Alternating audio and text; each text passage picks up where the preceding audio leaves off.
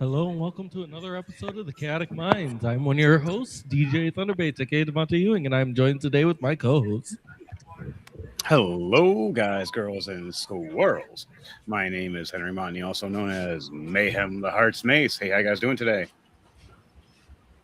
Greetings and salutations. I am Dark Trooper coming from you live from the secret location, aka my couch. What's up, everyone? It's Fenway here. Glad to see you guys all again on this beautiful week. And I'm St. Ives that just likes to lick everything. No comment. Hey, you know what? I've never had a guy complain before, so. I mean, how many of them were still alive after the mustache ride? You know what? Fuck you. Yeah, the bigger I mean, the better sometimes. I'm gonna cry. We haven't even started yet. Damn it, Llama.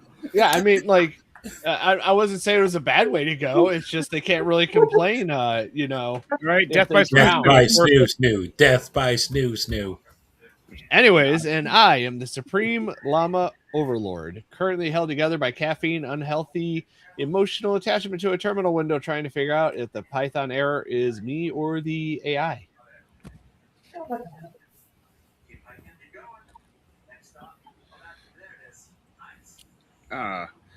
do you mean? The Dom says he's here, but the room's somehow full. Yeah, he's got 2 windows open. So if he condenses down to 1 window instead of having 2, we can have 1 more person in here. Then we won't have the screens for the video stuff. Then we won't be able to do videos. Oh, well, he's meaning cut your live video of yourself for now, and you just talk through the Thunder. That's the main video. What I have up is a share screen. Can you switch them?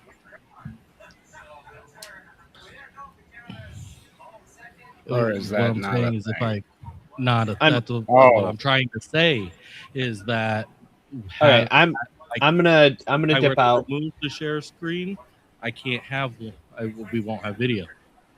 Yeah, I'm gonna dip out because I'm aside from being tired, I'm also doing this AI stuff, so I'm gonna be distracted anyways. So, do not slap Mayhem on the butt. He will punch you in the face. I learned that earlier today when I went on for a full grub. Have fun. That's safety. Damn it, Llama. What, he's telling the truth. You will get hit. The only person who's safe at doing it is my wife. All the rest of you. He's watching you.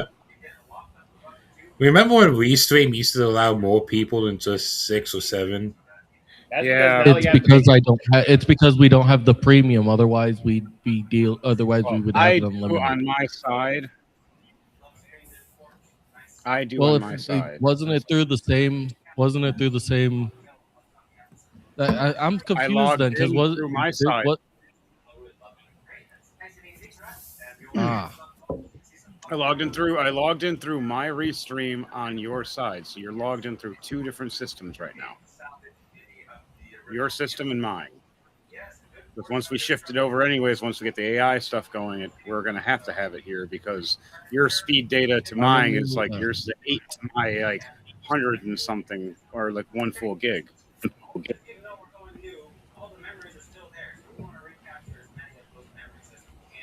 so I'm confused then because No, you're good right now. You're good now. the Chaotic Minds account. So if it was set up through premium with that account, then shouldn't it already be on premium then? No, because you're on your restream, not on my restream. No, I'm on the Chaotic Minds restream. Yes. I'm not on my personal one. You're on yours for the link through yours. Through mine, where I have my restream where it's connected to my D&D and connected to. So it's the Rolling to Die and Chaotic Minds. I have both linked there, and you can actually keep both connected and have them separate for posting. So I separately posted to the Chaotic Minds strictly on that one, and then the other one I switched it so it's on the Rolling to Die only. There's extra settings you got to go through, but I figured it out during the podcast last week while we were doing it. It was it took like an hour. We started a half an hour late. So that was last week.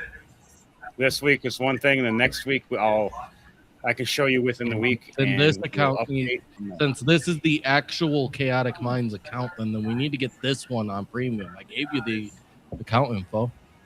No, the whole point is that we'll have it on that one because it's already logged into everything too. I'm already logged into the YouTube and everything. Okay. It's all through that one. But that can be next week. And then we can screen share through that one. How you been, Dom? We had that.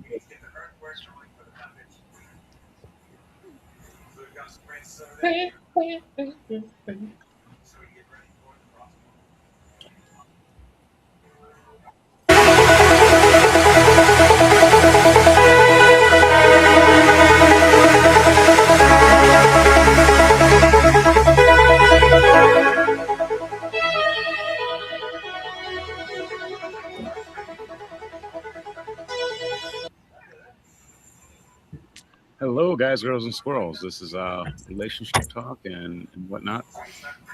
We'll get the intros in there properly next time. For that note, shoot.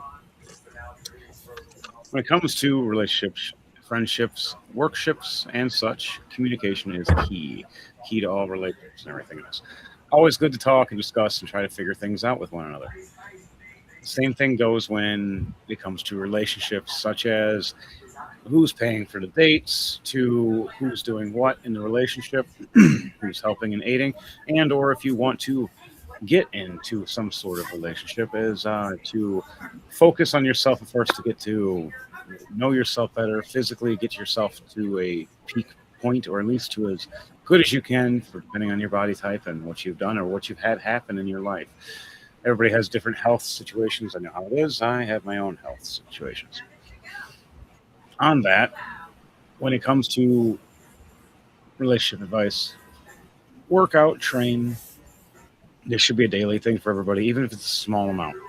Even if you're doing 10, 20 push-ups or 10, 20 squats a day. Something. Even calf lifts, doing 100 calf lifts or something like that. It helps. Doing shoulder rotations or anything else as well. You should sit down and figure that all out and try to have a routine schedule. You have a phone on you at all times. You can set alarms once or twice a day, a little reminder, hey, do a small workout for the next 5 minutes. You have 5 minutes to do that. If you were doom scrolling or anything else, you have 5 minutes to go and work out for a little bit, get your body and your blood pumping. Something, anything. Something goes a long way over time, because then you can increase the time and increase the reps, making it so it's better for yourself and for your longevity, for your significant other, and or for your family or children or such. On that note, I believe we have a warning label before we start off with our disclaimer. Thank you. We have a disclaimer, copyright disclaimer of under section 107. I wonder what it tastes like. This time I think buttered toast. Now we're going to go on to this one. She is awesome. I'm going to check her out. Let her the smug Lana. She's funny. Hit it, DJ. What is this about? Bumble will come in to message women first. It comes after 66% of women surveyed said they prefer men to make the first move. And this went viral. Why? Is this not obvious? Like, chat. This is the easiest thing in the world to explain, but for some reason, I feel like a lot of guys don't know it. Are you ready? Are you ready to get your mind absolutely blown? Okay. Gather up. Women hate being rejected. What do guys? I know. It's that simple. I Yeah, know. well, here's I know. the thing. Great. No weighing right now. Women hate rejection way more than men do. Mhm. It's especially girls that usually never get rejected. It's like an ego drop for them, where it's different for guys. Where we're kind of like pinned up to it. We're used to it. We're weathered in that way. We're used to people saying this stuff, or like, yeah, no, I'm not going to date you, or they say, yeah, here, and they give you a fake number, or they make up something. Can I Or just say they have a laugh at boyfriend they that don't. statistic real fast? 66% of women surveyed say they want men to make the forced move. But every time a man tries to make the forced move, they get called creep or they get told to leave them alone. So how are we supposed? You want the forced move, but when they make it, it's like no, you don't want the There attention. is a way to do it, But, and then there's a way not to do it. yeah, Because there is it's also sometimes. depending on preference of what you like. Go ahead. No, go ahead. You go ahead. I was about to I say have plenty in my head. it depends on how you say it, your tone of voice, or even if you're messaging somebody through like an app. There's a way to say it.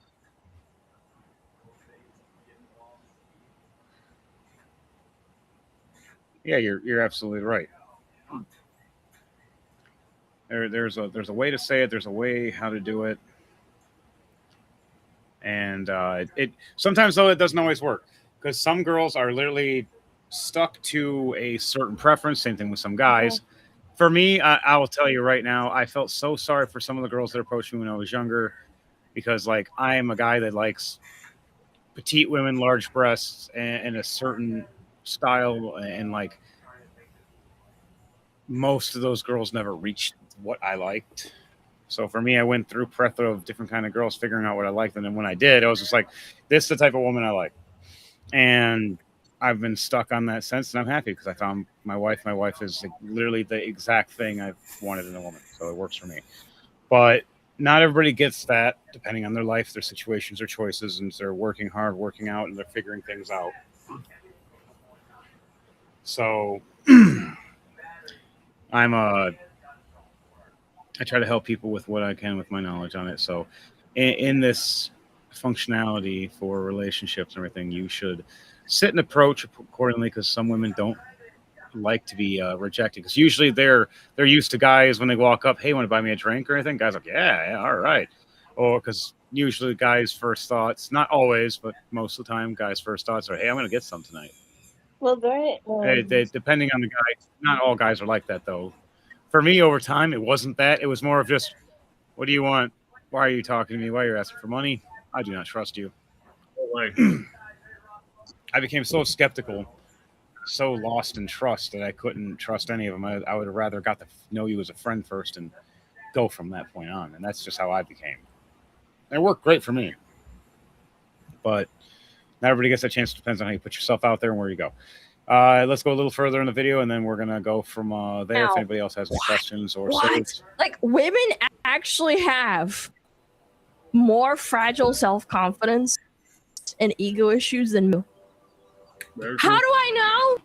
Don't ask. Like, which is the natural order of things. It's not as all women are like mentally ill or something. It's true, but like I think because estrogen makes you significantly more emotional. Like when a woman swipes right on a guy and he doesn't respond, it's like, oh, it's like a blow to the ego. It's a massive ego. When a woman messages you first, you leave her on red, she's distraught. Oh my gosh. He thinks I'm ugly. He thinks I'm fat. Maybe I do have a resting bitch face. You know that kind of.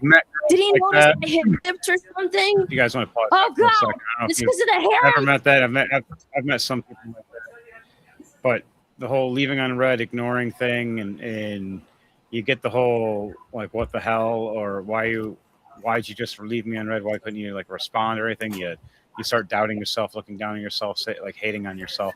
I've been there.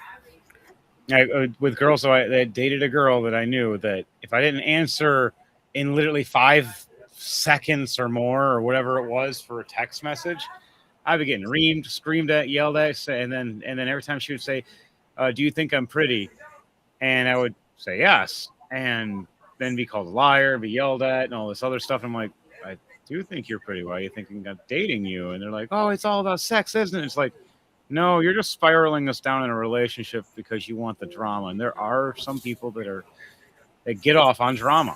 Now, I am guilty about not responding, but I work, I take care of my kid, I have stuff going on. I may not see the message. Priorities first. Hell, sometimes my But- notifications don't show up. Sometimes Also, my notifications guys don't aren't go the off. only It's like, ones. hey, Damn it, llama. it's like, hey, I'm sorry I didn't see your message. I'm just seeing it now, and it's like usually 5 hours later. I don't try to be ignoring them, Damn it, Mom. but it's like I have stuff going on, so. And then Well, all of a sudden, it's like, so here's my thing and we all have to admit it. We sometimes throughout the day, depending on your day, you doom scroll. So you're telling me you can't take like a second of your time out of instead of doom scrolling, text the person back. I'm not even allowed to be on my phone at my job. Well, It has to and be I'm not locked in a saying that, locker. I'm not saying about jobs. I'm saying, okay, you go to bed at like if you get home, and I'm not saying that I can't be on my phone either at work because I'm working. Yeah, But technically, no one's allowed to be on their phone, not unless it's part of their job. I'm saying like if you get a break from work, it takes like what a second to text your partner, man or woman, and say, "Hey, I'm just thinking about you. I miss you," or "I hope you have a good day." It literally takes no time at all during your break. Oh yeah. Oh, that's in a It's just- What relation. was that, Devontae? You were saying? That's in a relationship, Yeah, definitely. Yeah. Let's get to Devontae for a second. He was trying to say something for a minute, and we all got cut off all talking. I was gonna say that guys aren't the only ones at fault for leaving people on red. Girls do it too. In fact, they do it quite about, if not the same amount as guys. Because I go with it through. I deal with it myself constant. I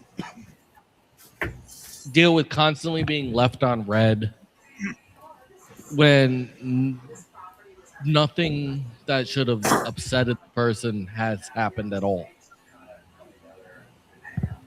So, I mean, I'm not saying that as a female that that's right or wrong, but I just know out of a relationship, if you get in a relationship and you get like before you clock in for the day at for work or during your treatment moment, during your break or before bed, just simply text them a hello, thinking about you, hope you had a good day, something. And I mean, But on the flip side of that, there are women let me say rephrase that. There are people who do the text you like 55,000 times just to make it like, what are you doing? What are you doing right now? Why are you responding to me? Blah blah blah blah blah blah blah blah. Like they're doing something that's gonna make them get rejected. Oh yeah, there's different ones, different measures on both sides. I've dealt with both. I've been the person that's forgot to text or message back, which has happened depending on how busy I am. I've been the one that's like asking all the time, like, "Hey, where are you? What's going on? This, and this." I've been guilty of both, and I've also dated both. I had one relationship, and it affected me with the group because it's like I came out to hang out with you guys, and I told her, and I was busy with you guys, and she knew this, and I was sending her texts, but it wasn't as fast as she wanted. She thought I was cheating with her, hanging out with you guys, my friends. And Yeah, she's either like, sometimes it's a guilty just of them cheating and they're projecting them. She's to like, you. why don't you bring me Or- around your friends? It's like, not with this attitude. You want me to bring you around my friends while you're acting like a child? No. Yeah, or it's something along the lines of they have a big insecurity. I actually had a friend that was a good friend of mine for a long time. I thought we were best buddies and friends. We were pro wrestlers together, a tag team, best buddies throughout all high school. Big Al, him and me were best buddies. I got him to his wife. I got him to meet her. I helped pay for their first like year of dates and driving them everywhere and paying for everything, and helped them out with everything. And then they screwed me over and talked a bunch of crap behind my back one day. But before that happened, he would try to hang out with me when I got him with her, and he couldn't go 15 minutes without her blowing his phone up, freaking out, calling, crying, screaming.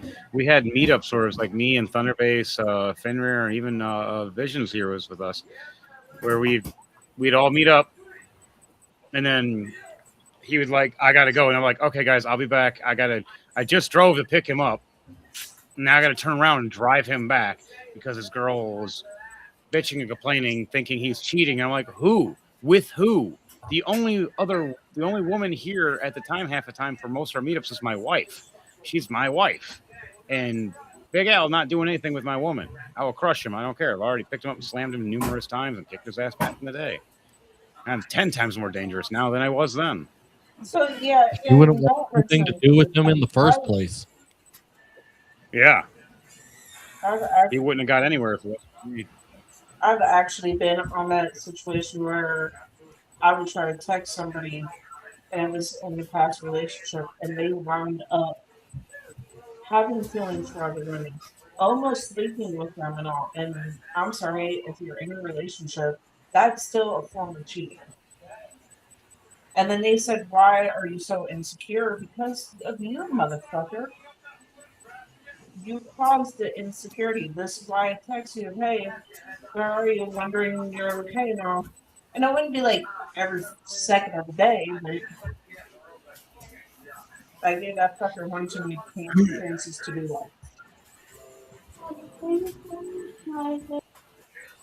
Yeah, so it all really just depends on the scenario and who and everyone's preferences. For me, as I try to explain to everybody that it's not always about preferences. Sometimes you shouldn't even really care about looks at times. You should care more about the personality because that's what comes down to the end. Is just let them be healthy, work out. Shut up, Thomas, and everything. But still go on that and be healthy and happy with one another. The thing about beauty is beauty is like a flower. It starts off beautiful and great, but it wilts and goes away. Yeah, your emotions and everything else Not is another only thing. do you appreciate the moments when the beauty is there, but it also matters about what's inside the heart and the mind. So I'm gonna get. Your mind is more what matters than your personality. You could have the most beautiful woman on your arm, but if she ain't got nothing here in her heart or anything in her head, she's just not worth it. I said that before, and I'm gonna get hate for this, which is why a lot of my 4 states we go swimming just so I can see what she looks like when the makeup is off. I don't care about makeup. I don't care about nails. Men hate makeup. All right, guys. On that note, we're gonna go to the next segment here.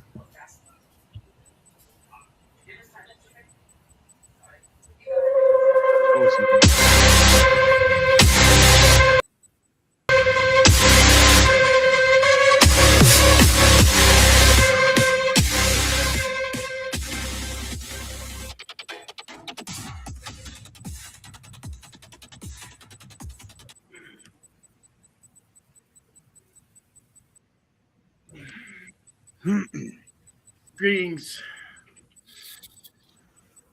Let us play the video. For lore news. In the Egyptian beginning, there was creation nothing. myth. No land, no sky, no people. Only a dark, endless ocean called None. None of your business. Then, out of those waters, a mound of earth rose up. And upon that mound appeared Atum, the first god, born from the chaos itself. Atum was alone, So, using his divine power, he created 2 children, Shu, the god of Yes, air, his name is Shu. and Tefnut, the goddess of moisture. Together, Shu and Tefnut brought balance. Air and moisture filled the world. But one day, they got Sorry. lost in the Don't- vastness of the I waters. didn't write it. moisture. Atham, Goddess heartbroken, of sent out his wind. eye, a part of himself, to search for them. When they returned safely, Damn it, Llama. Atham I knew you cried were saying tears of something in joy. the ether. And from those tears, human beings were born. Soon after, Shu lifted the sky goddess Nut away from the earth god Geb, separating heaven and earth. And just like that, order replaced chaos.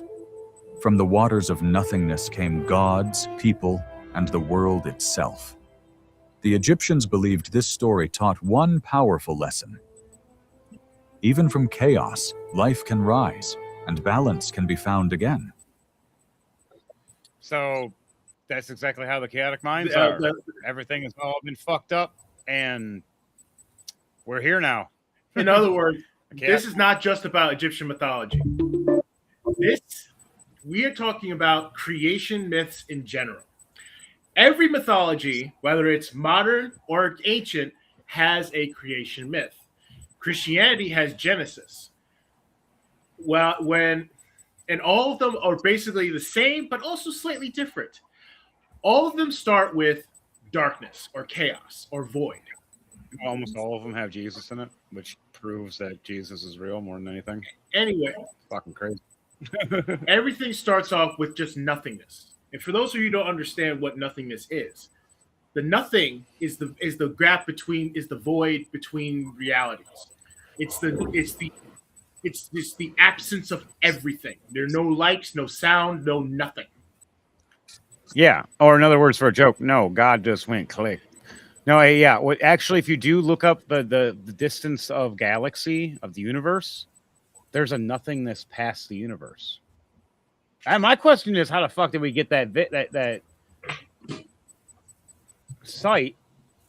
But there's a nothingness in between these galaxies and universes. Anyway, depending on which myth you're talking about, in the Finnish myth, it started off with a goddess who just happened to be born. There's always at least one god or goddess who just appears, who chooses to exist. In Egyptian mythology, it's Anu.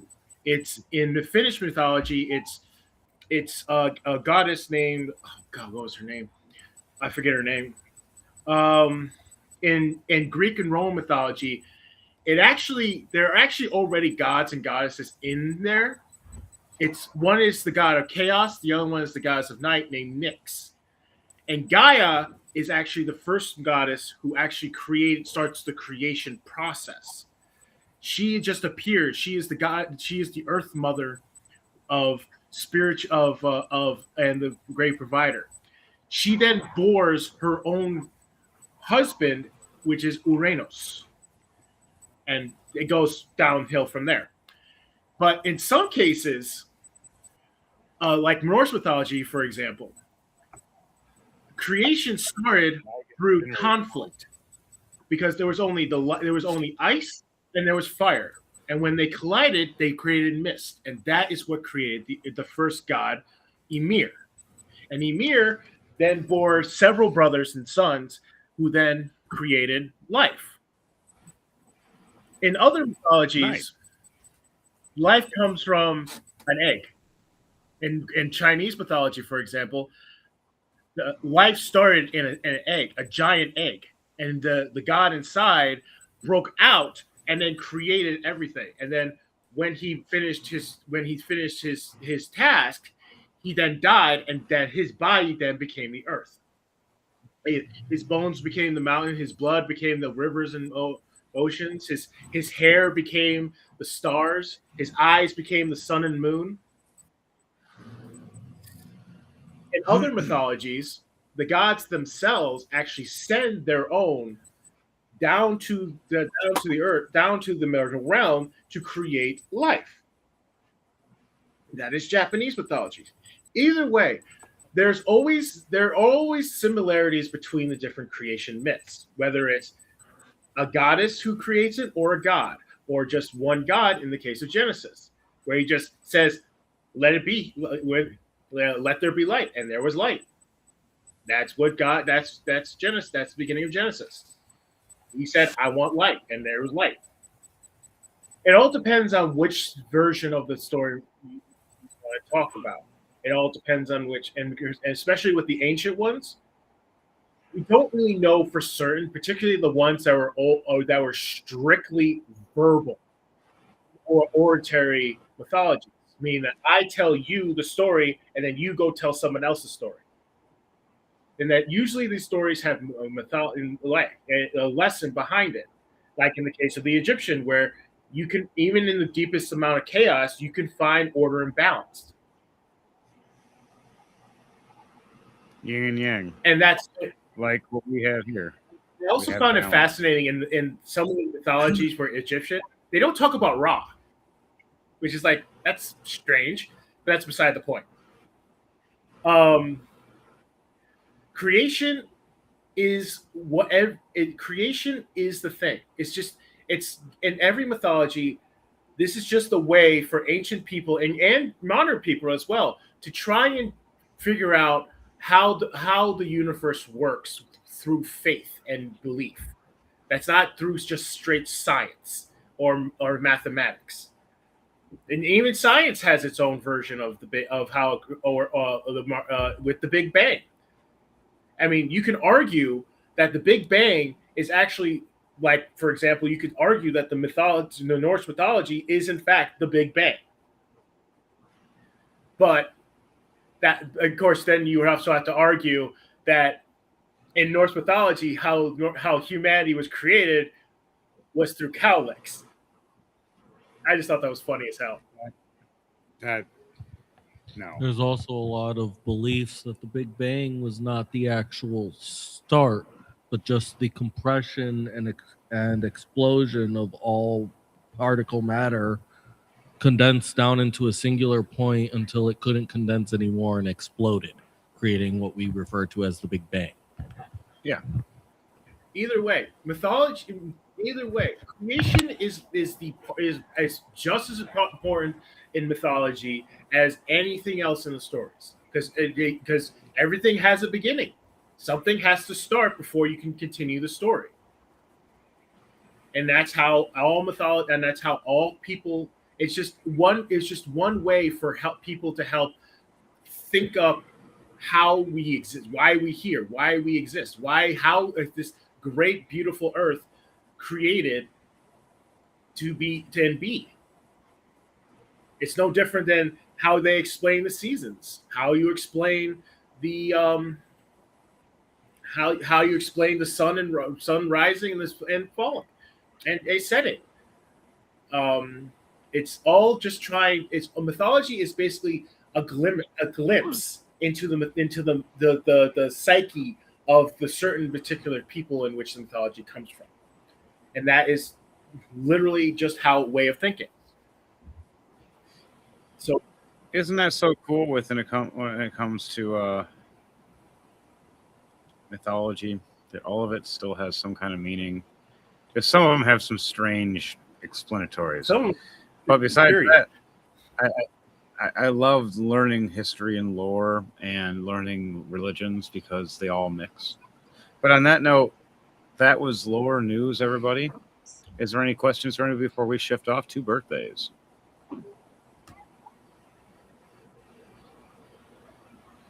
No? All right. Thunderbase.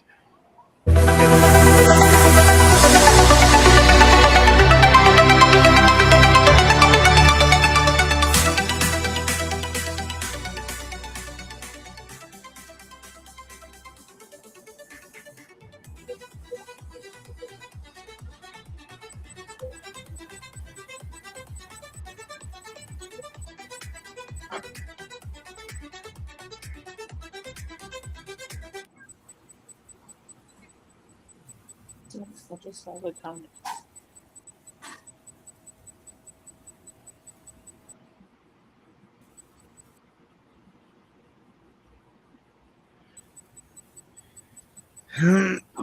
Hello, Fred. Glad you're here. You are able to make it. All right. What do we got for birthdays? I am so lost. Oh man, that means I gotta use that. Where is it? Where is she? I'm right here. Oh, the wrong Ives, sheet. you're awesome. I'm the wrong sheet. I'm sorry. That No, sheet, you're good. I got that sheet is up in my underwear drawer.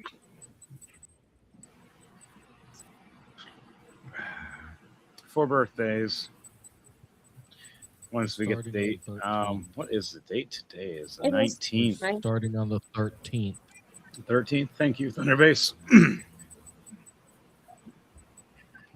13.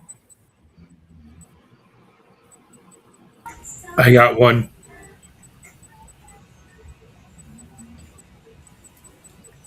Started off with Alfred Hitchcock. Died 1980, born 1899. Director that brought us Psycho, Rear Window, Word.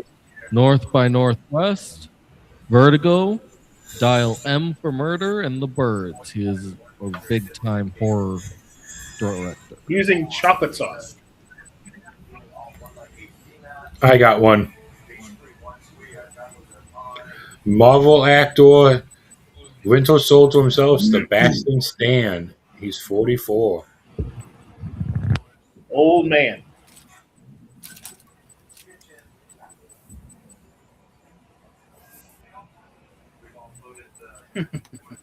How about Fidel Castro?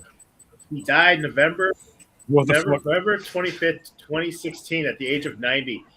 The infamous Colombian dictator and revolutionary who came to power in 1950. Don't forget communist and murderer. But the one thing he was known for, he loved those cigars. and getting almost getting murdered and always thumbing his nose at the U.S. for every time they try to kill him. And somehow, in some way, he's still fine. It should have been a fucking cartoon. It should have been. He should have made it a cartoon. It would have made money off him, and they could have laughed at it or something, because they tried to kill him numerous times, exploding cigars and all, and they failed every time. They kind of did with the Simpsons, remember? You're right. Technically, they did make a cartoon in style like that, and I got to rewatch that. Thank you for reminding me. Wow. I think if I can remember what this called, I can't remember. Anywho, Oh my god. birthday. All right, what's the birthday? I So we can know. lost it. Give me a second. I have a birthday. Daughters, Dawn World, and hanging with Mr. Coop and the voice of Storm for X-Men 2: Rise of Apocalypse.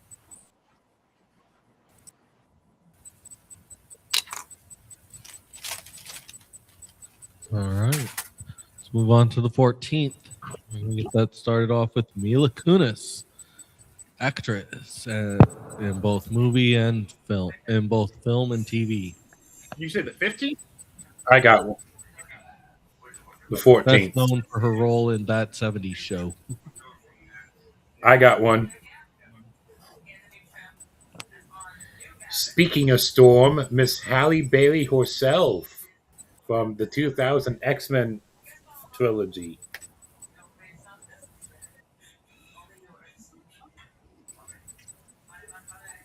If you want to go back for those, Wilma? also, Didn't she? No. Didn't she play Wilma? In the live No, action but- Flintstones? no, that was someone else. I can't think of her name. But Halle Bailey was also Catwoman in the Catwoman solo movie.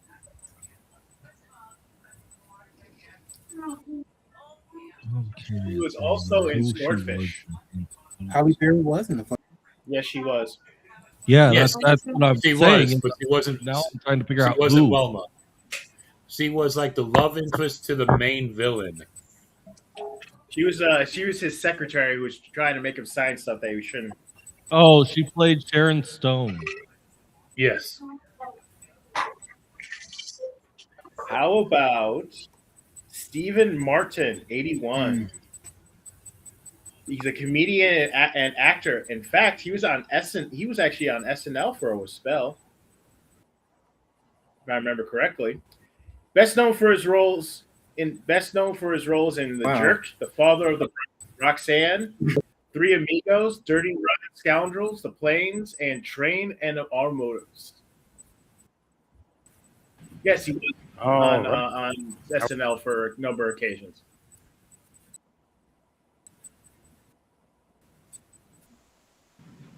Are we on the 14th? Yes.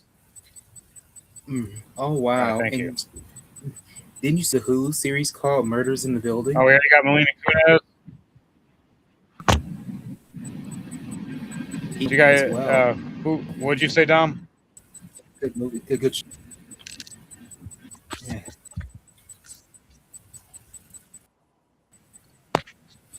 I was just referring what Dark Trooper said, but that's okay here. Okay, I have one. How about Jackie Harry? She's 70. She's best known for sitcoms Sister Sis 227, and she also appeared in Everybody Hates Chris.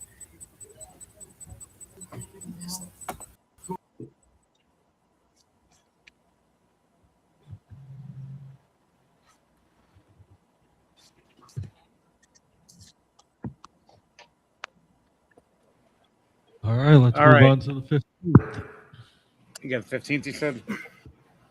Yep, and we're gonna start it off with vocalist Joe Jonas, vocalist of the Jonas Brothers, and he's also the vocalist of DNCE.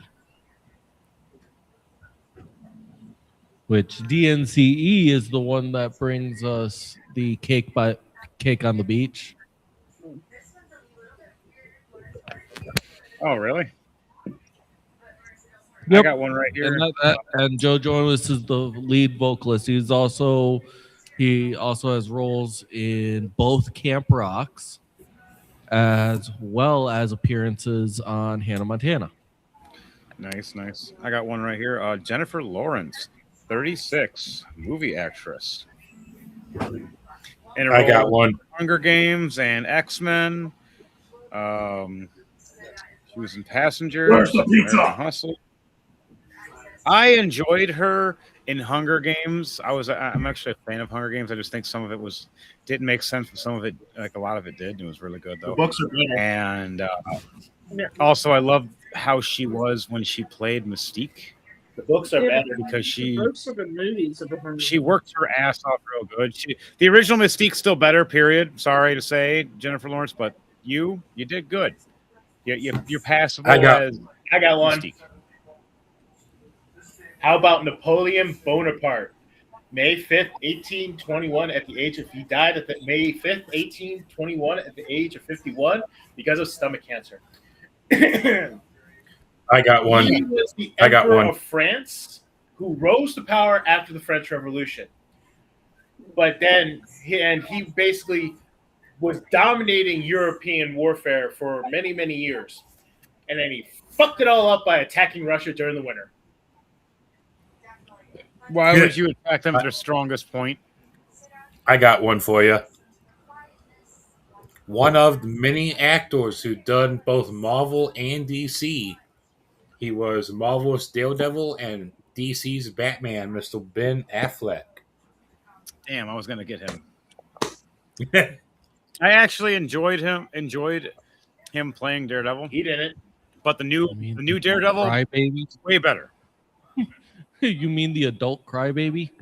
Yes, but him as Batman, he looked sweet as Batman. I like the concept of him in certain ways, but at the same time, yeah, there's a reason he's not Batman anymore. Yeah, there's a reason he's not Batman anymore. Again, But it he's wasn't one- his choice. It was the director's choice, and I can't blame them. I Right, I was don't in a want movie to with work him with him one time again with either. Batman versus Superman. I was literally just a background guy. All I did was see him, and he just kind of like told us to stay there and just walk past, gave us a hand gesture, and walked away. And the guy's like, "Hey, you guys just act like you're delivering carpet up these stairs," and we're like actual carpet working people going, "Yeah, okay." And then they kill us in the I movie. had Like, to deal with the river scene. I'm like, "Thanks." I had to deal with the river scene because dude was scared to actually go into it, even though the mechanism will work. In other words, Took longer to shoot than it was supposed to. All right, let's do Wow. one more before we shift off. yes. Man baby mentality much? What? What is that beeping noise, squeaking noise? Is that feedback? It's something on your side, Dom. Not me. But it's definitely getting louder. No, something on Dominant Vision's side.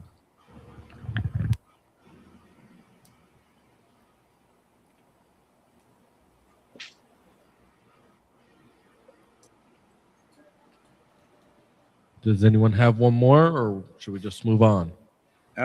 Give me 1 second. What about Anthony Anderson, 56 years old, TV actor? He was in Law and Order, K-ville, The Shield, and in 2007's Transformers. All right, center base. All right, moving on to August 16th, and we're going to start that off with technically the queen of pop herself, Madonna, 68. I got I one. remember her torn shell bra. I got one for you guys. He was Joker on the TV series Gotham, and he was the body animations and inspiration for Cal Kestis from Jedi Fallen Order, And the voice. and also from Shameless, Cameron Monaghan. He was also the voice. Yes.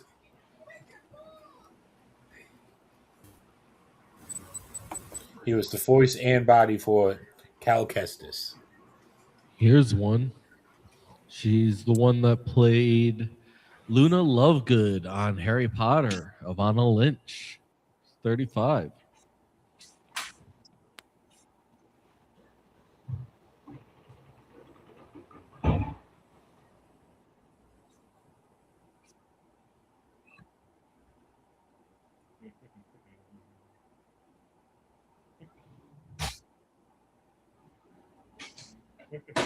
Then we also have director James Cameron, one that brought us Titanic, Aliens, Avatar, Terminator, Oh my God. like both Terminator and Terminator 2. And he's also the one that created the 3D fusion camera system. Neat.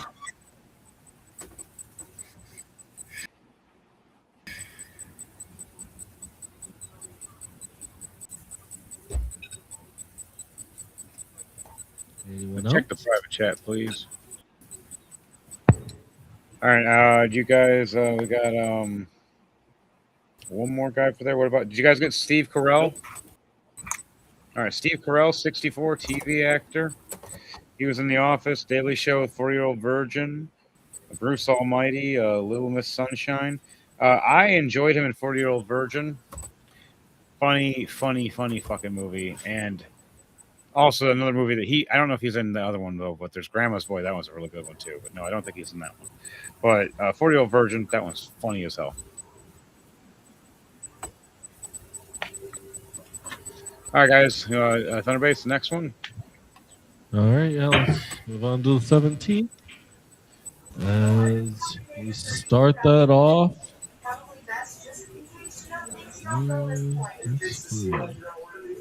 we're going to start that off with Mr. Very Nice, Very Evil, Danhausen.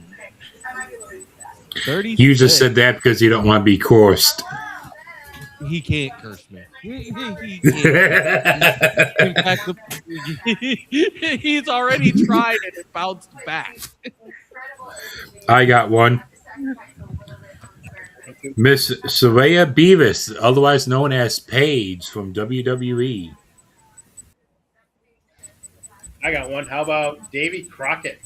Died March I knew you was going to say him. 1836 at the age of 49. He was known as he was a Tennessee woodsman who was known as he was also known as King of the Wild Frontier, who died at the Alamo.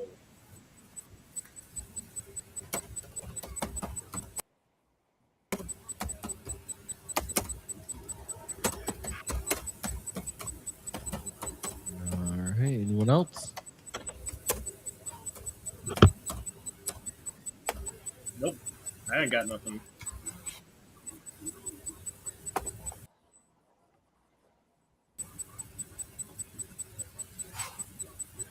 All right. Oh my God. That echo. Hey, What about five, Donovan? Tenure? You guys have any? I got one right here. Oh fuck. Quiet this whole time. I already said mine. I said mine. Did you guys get the wrestler Donovan Denvenhausen? Yeah, that was Dark Troopers. Okay. That's the one All I right. got. What about That Sean was my Penn? performance. Sean Penn, 66 years old, and Mystic River Milk, and Fast Regiment High. I Am Sam, 21 grams, and the first. All right. But the fact that it's an open floor plan, it makes it feel a lot bigger, and I can see and entertain everybody. I got one for the 18th when we're ready for it. I can sacrifice a little bit counter space, but I'm looking at that already. Wow. This is awesome. All right. Anyone got one more before we move on? The little hangout deck. I mean, there's enough grass for the dogs. There's palm trees. A nice shower there. So you don't get our bathroom dirty. All right. Yeah, I guess we're moving on to the 18th. Yep. Go on to the next one. Sorry, I was just talking, trying to get things corrected and fixed. I got one for the 18th. Ives is shifting out. Hopefully, Ives jumps back in soon. There's Ives. Ives is double now. There's I see. 2 Ives. Oh no, I can't handle 2 eyes. You have clone jutsu? You are Okay, we are starting on the 18th. Ives, you're awesome. All right, you said the 18th. Patrick Swayze. We are starting with Patrick Swayze. Died in 2009. Best known for his role in The Outsiders, Dirty Dancing, and Red Dawn. And Roadhouse. He's also been in Roadhouse is a good one, Ghost too. and Point Break. He died of pancreatic cancer. Dang, that sucks. I got one. Yeah. From Marvel's Incredible Hulk, Edward Norton. I would say an underrated Hulk.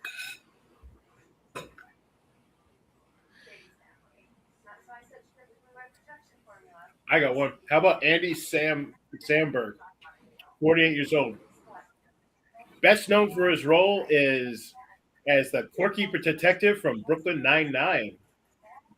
He also got his bones. He also got his teeth on SNL.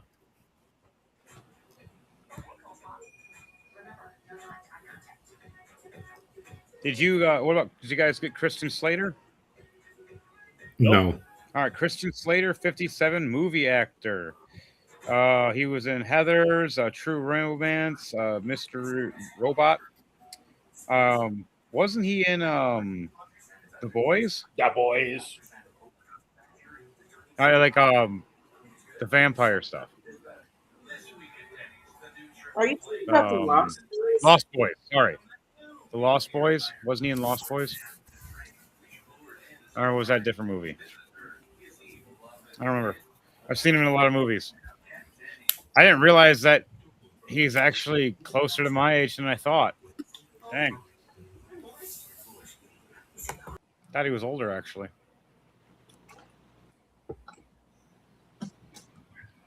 Did you guys get Edward Norton? Yes, I said him. I said he was the underrated Hulk. He was a good Hulk. I enjoyed him as Hulk. Tell you guys, He doesn't get the love he doesn't get the love that he deserves. Right. That was a good movie, just badly directed at some points. Yeah. All right, you guys got any more Thunderbase? Like I already did one. One more. Anyone got one more? Uh-uh. Did you guys get Malcolm Jamal Warner? No. All right, Malcolm Jamal Warner, 1970 to 2025. He died last year. I didn't even know he died. Holy crap. He's known for Malcolm McGee, the UPN sitcom, and Malcolm and Eddie, and Dr. Alex Reed on the BET sitcom, Read Between the Lines. Like, I've watched him in a lot of this stuff. I didn't know he died. Where does it say when he died? Like, why he died? Okay, it doesn't matter. All right, All right, Thunderbase. moving on to today, August 19th. We are going to start that off with John Stamos, TV actor best known for his role as Uncle Jesse on Full House. He's also he's an amazing musician as well. also very scared of little people. Yeah.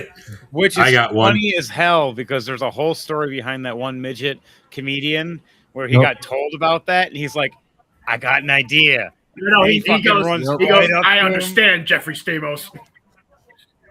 And he ran right up to him and he screamed, ah! You know, and And then he just- started humping his leg. And he's like, literally trying Yep. to flick it off his leg. And everybody's just like, ah. I got one right here. It's kind of a dick move, but Bill Clinton, 80 ex-US president. Dick moves. Number one guys in the Epstein Island. Hillary Clinton's team partner. Fleshy. Don't forget Monica. The guy Don't that said, forget "I did Monica." not have sexual relations with that woman when he did have sexual relations with that woman. So you can't trust anything he says because he lied. Just like when you watch the Epstein stuff they were talking about, and when they showed the pictures, you can see him go, "Oh yeah, I remember that." And the lawyer slaps him like, "Dude!" And he's like, "Oh, I mean, no, I do not recall that. I was watching that live when he did that." You know how I got fucking one. hilarious that is. I got one. Yeah. And it's kind of a sad, but Sandler from Friends, Mr. Matthew Perry. Oh yeah, I like Matthew Perry. He died in a hot tub with Yep, because and no, drowned his in a hot his tub or something. his nurse injected him with a bunch of ketamine. So he got charged with murder. She killed him? Yes, he injected a bunch of ketamine in him. I didn't know that part. Holy shit balls. Thunderbase, did you know that? Yeah. Wow. That was I a think she murder. just went on. Yeah, because he was about ready to expose something. Fuck that. All right. Anybody else have one? Thunderbase? Anybody? No. All right, we're going to move on to the next one then. Move on to the next segment. Isn't it? So happy birthday to those and to all those that we may have missed, but it's game time. Come on.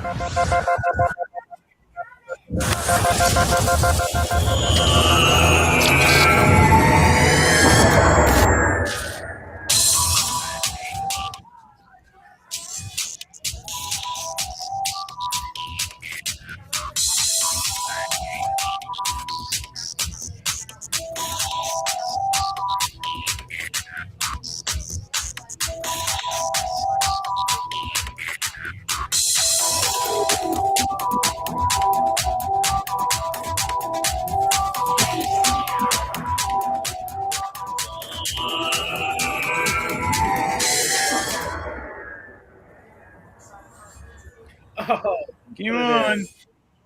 Game on. All right, so before we start this, I want to ask everybody, what are your two favorite games growing up, and what are your two favorite games now? We're going to go from the top to the bottom. Thunderbase, you can start if you want, and then we go down from there. What are your two favorite old games from back when you were a kid, and what are your two favorite new games now? Hmm.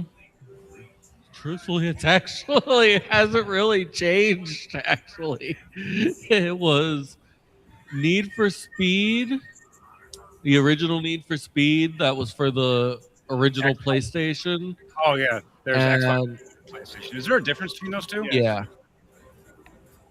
Huh. yes, there is. I didn't know. And then there was also the WWE 1999 Hmm. for the Dreamcast. And now it would be Need for Speed Heat and WWE 2K24. I mean, you weren't wrong, really. You were like, they really didn't change much. No, they didn't really change much. It just went years. That's the only thing. Same franchise, just different fucking years. I respect it though. He's consistent. You know that he's always going to be consistent, which is respectful. I respect the fuck out of that. Ladies, you hear that? That means he'll stay. So, for me, when I was a kid, Legends of Zelda. That was one of my all-time favorites when I was a kid. The original gold cartridge. Which, actually, speaking of, I have the original gold right here I think I actually with have the the stamp. original gold Legend of Zelda. OG. Yeah, that was my first game I ever beat. Other game next to that, I'm torn between Sonic and Mario Brothers. I'm a Sonic fan too, though. I love Mario Brothers. I beat it, but Sonic, I play. I think I played more Sonic. I just love Sonic and Knuckles and everything else in the saga of it. But now, the games I play now that I'm favorites of, Dawn of War, Warhammer 40K, and like Space Marine stuff. A big Dawn of War guy, Warhammer guy. And then recently, Pal World. Crazy, it's kooky, it's fun. I get to build shit. I built a tower. I built this giant fucking stone tower, and I'm putting a bunch of turrets all around it and defense, like fortifications. I get to capture creatures and people and put them to work for my indentured servitude, no matter if they're a creature or not. I get to build and create and make weapons. I get to customize my character. I get to. There's so much you do. You can own your own server and just go balls wild, which is what I do. Thanks, Salama. My turn. I would have to say from the original NES would be Super Mario Brothers 2, where you get to play That was as a fun Yoshi one. when you get Yoshi. And from the OG Xbox would be Jade Empire. Oh yeah, And for Order the newer ones, it's actually kind of hard because I do like Space Marine 2. But, I'm also very interested in XCOM 2. It's kind of hard to point out one particular game. I mostly like shooters and games with story. Mostly, it's more my speed, like Mass Effect or Dragon Age. Like when I play first-person shooters, I don't do the multiplayer. I just do the stories. Play that a couple times. I like playing Never again. team. That's really more my speed. Finrear? If we're going back to my childhood, Pokemon Coliseum on the Nintendo 64. Oh my god, I forgot about Pokemon Coliseum. 1 and 2 are I love both of them. Also, there was Spyro when I was a kid. That Crash Bandicoot, remember that one? That was cool. Oh And yeah, Banjo Crash was good. Crash was good, but I was more of a Spyro. Spyro was fun. And now I would say I still love Pokemon, so that hasn't changed. But Man, I you do need to hang love out and play some Pal World. You get guns, do love- and you get to give them guns. I do love the Batman Arkham trilogy. But if I had to pick one, I would say Arkham Knight because of the Jason Todd story. I like the Spoiler Arkham. But alert. that's actually an Arkham Saga now because they're up to 5 games. They are? Yeah, Origins and Origins, and Origins, Arkham Asylum, Arkham City, Arkham, Arkham and Knight. then Arkham Knight. So 4 games, not 5. 4 games. Okay. They're even working then, on a well- 5th one, unless you want to well- count the little, unless you want to count the Harley game that's in Arkham Knight. I think it well, counts now as that in the universe. no, I think It's if you want to game, it's count just an the, add-on. There was Harley Quinn, I think you're talk- Deadshot, a Nightwing, Batgirl, and what was the last one? So they're still in the same universe of game. They're just add-ons. I think you're thinking of the Gotham Knights game where you can play as Robin, Nightwing, Batgirl, and Red. No, they're after in Bruce's Arkham death. Knight. In Arkham Knight, No. there are Arkham stories where you get to play as Harley Quinn. Oh yeah.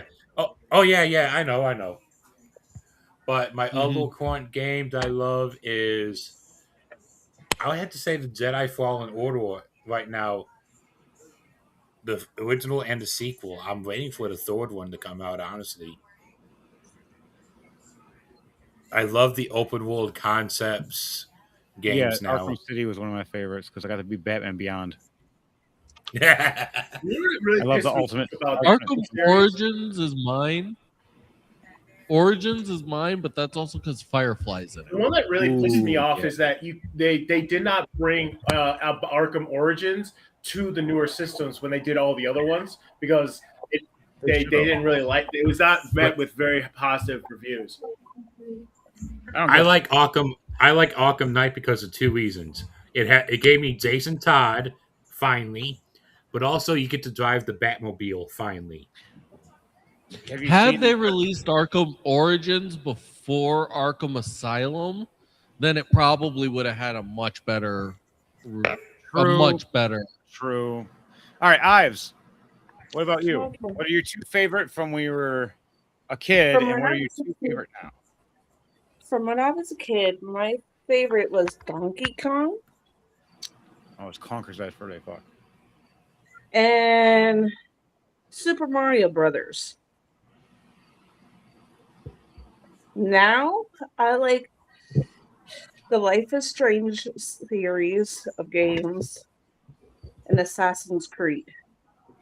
Assassin's Creed's fun. Oh, You probably like to watch our Realms game that we're playing.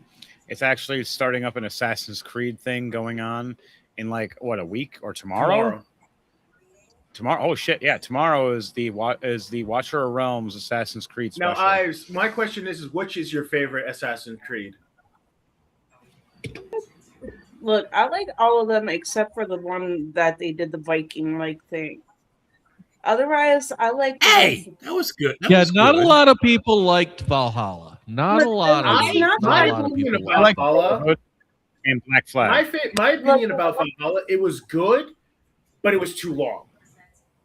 Well, that and I'll take Valhalla over Shadows. Yes, I agree I with that. feel like Valhalla could, compared to all the rest, could have been a lot better. Agreed. Well, it's because the problem is that after Black Flag, I think it was either Black Flag or what was one? It was either Black Flag. I don't remember which one. It was either Black Flag or Unity. Is when they really started going away from the original storyline, where it's like, yeah, they kind of talked about it, but they didn't really actually kept it in the game. So it's just like it kind of just went off on its own way. I think it was Black Flag because that was the first time you played as someone other than Ezio. Yeah. And for No, Safety you- Intelligent, no. he says his favorite is Bloody Rage games and Twisted Metal games. No, Red, Assassin's he's Creed Donkey 3, you was not Ezio. You was Connor. Isn't 3 Black Flag? No, that's No, that's, 3 was the, No, that's the revolutionary. Yeah, I liked Brotherhood and Black Flag. I did like 3 as well. I have it where he's like a Native American because I'm a Jewish Native American, which I think is great. I only ever And got into Black Flag, so Black Flag is fun. Dude, Thunderbase, they updated it for when you get a PC, homie. I'm gonna buy you that game when you get a PC. They had the new updated Black Flag. Looks beautiful. Okay, well, I actually have one thing that pissed me off. Oh, Devontae, if you have something to say. Sorry, I'm sorry. I cut there. Huh? Did you have something to say? No, I No, just I said was that. just turning my mic No, off. I said that I didn't know they updated the Black Flag 1. No, what really pissed me off about it's not Black Flag itself, it's Skull and Bones. They had one of the greatest pirate games ever made, and then they gave us Skull and Bones. No, they did something better now. They got a better game out, which I have, and James Zenta has, and a couple other people. It's called Wind Rose. It's fucking phenomenal. You literally get to start off, build your own pirate ship how you want. Actually, get to build your pirate ship. You get to go through. You get to survive. You get to do all these different things. It's so cool. You get to join from the very beginning as something starting off being like a wash ashore, and going from there, you get to customize, create your own character. You get to build a bunch of shit. You get to get your own pirate crew. You can even have other people in the online join you, and you can actually team up together online and play as pirates online. It's so cool. My computer Isn't just that Sea of Thieves? What? I am gonna want to Isn't get that this Sea of because Thieves? imagine the fleet I would build. Oh, Thunderbase, knowing you, man, I would click on one day, you'd be level 1. I'll get off. I'll be doing a bunch of shit. I'll come back the next day. Next day, not a week, not a month, a week. You'd be level 50 or whatever the max level is. Fucking has a fleet, and I'm like, how? And you'd be like, you gave me a pirate game, man. No joke. You would explore man, you would love that game. Wind Rose. Check it out. It's really Did fun. you guys ever play Sea of Thieves before? Where you get to play as a pirate online? Yes, I Sounds did familiar. with my old CPU. I did. I know of it, but I never got into don't it. have it anymore though. I'm not really into multiplayer games.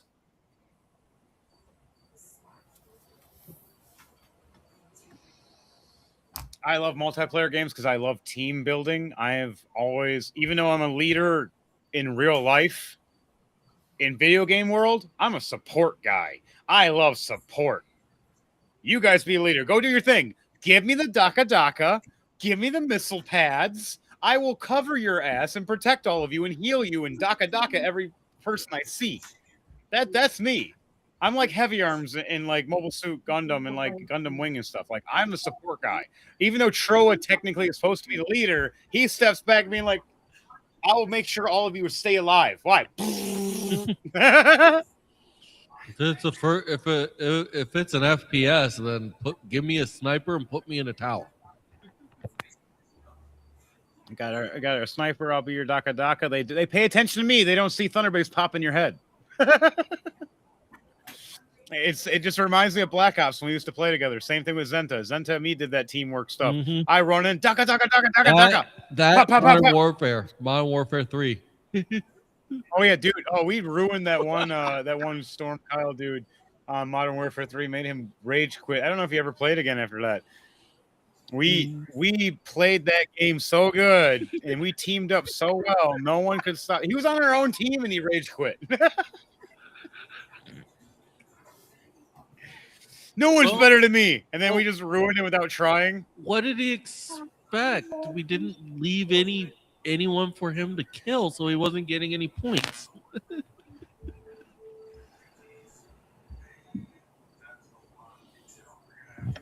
Right? Yeah, you and me freaking racking it neck to neck the whole time. He gets like 3 or 4 kills. We get fucking like 20 apiece.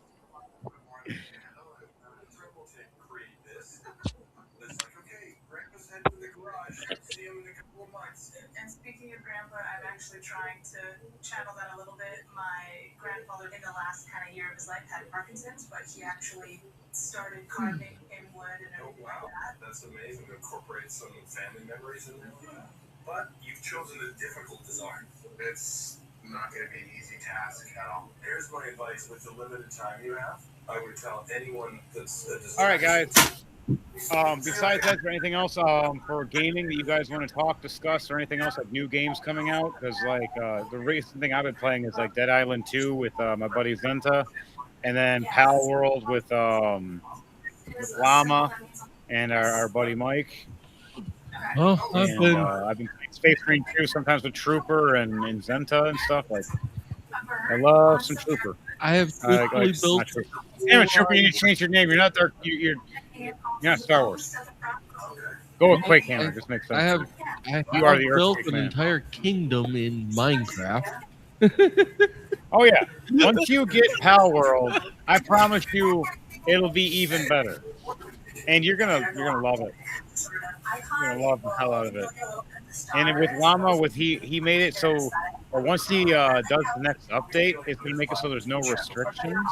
So that means you can build anywhere and everywhere. And my thing I want to do is make a sky tower.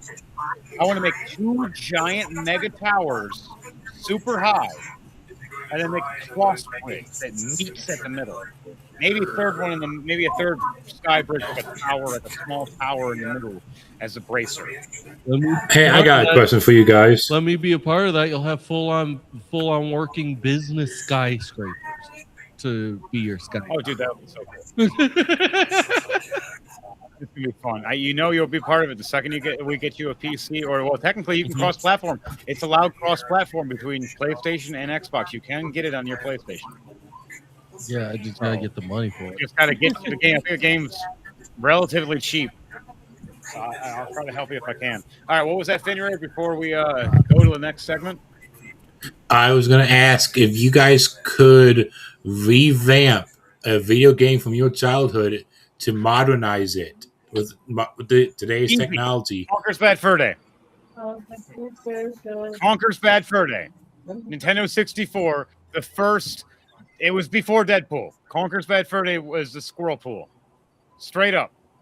He was the movie-loving, going, fourth wall breaking, red squirrel that had a bad day, got real fucking drunk. His girlfriend got captured by a mad Black Panther king. Fuck, we can make our own movie of it. Yep. Thunderbase Hero play the Mad Panther king. I'll play the crazy fucking squirrel. My wife will play the beautiful gray squirrel, and we'll have Trooper here be the freaking the haystack that transforms into a fucking Terminator. Fenrir be the fucking monster we have to fight. Ives, you can be the vampire chick. Let's do it.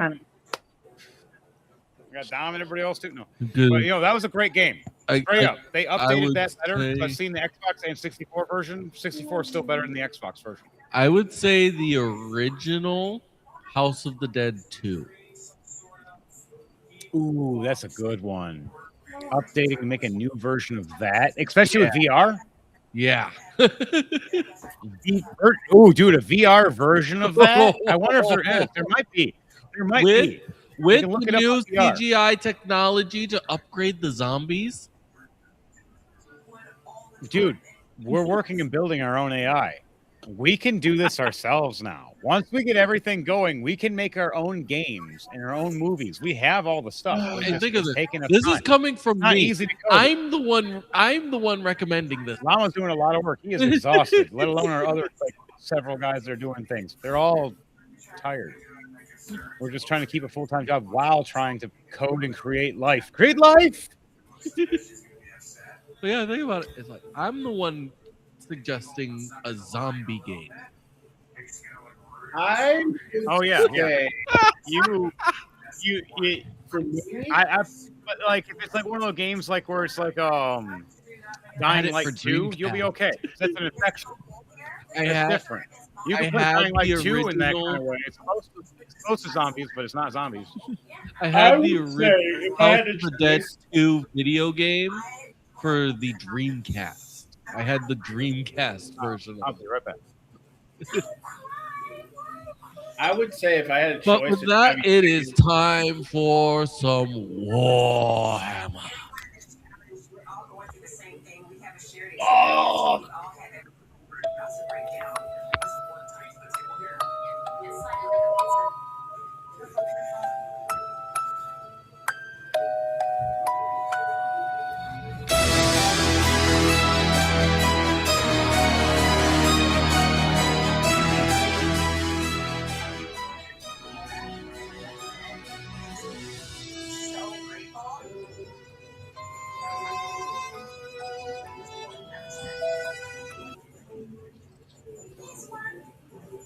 by the grace of the God Emperor and his holy orders, I have been given permission to tell you about this transmission. Play video. What video? You didn't send me a video. Yes, I did. No, you didn't. I did. Otherwise, I would have pulled it up. I have it right here in my bit. I see it. I sent it to you, but I'll send it again.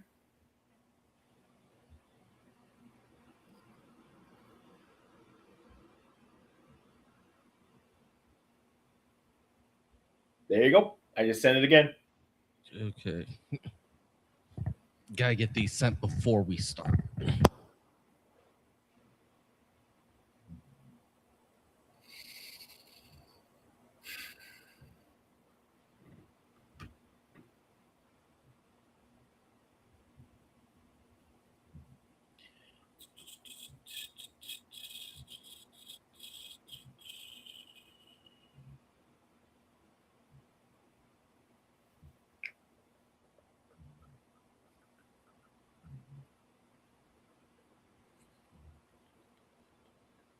Did you know the lion does not tolerate the Inquisition judging his sons?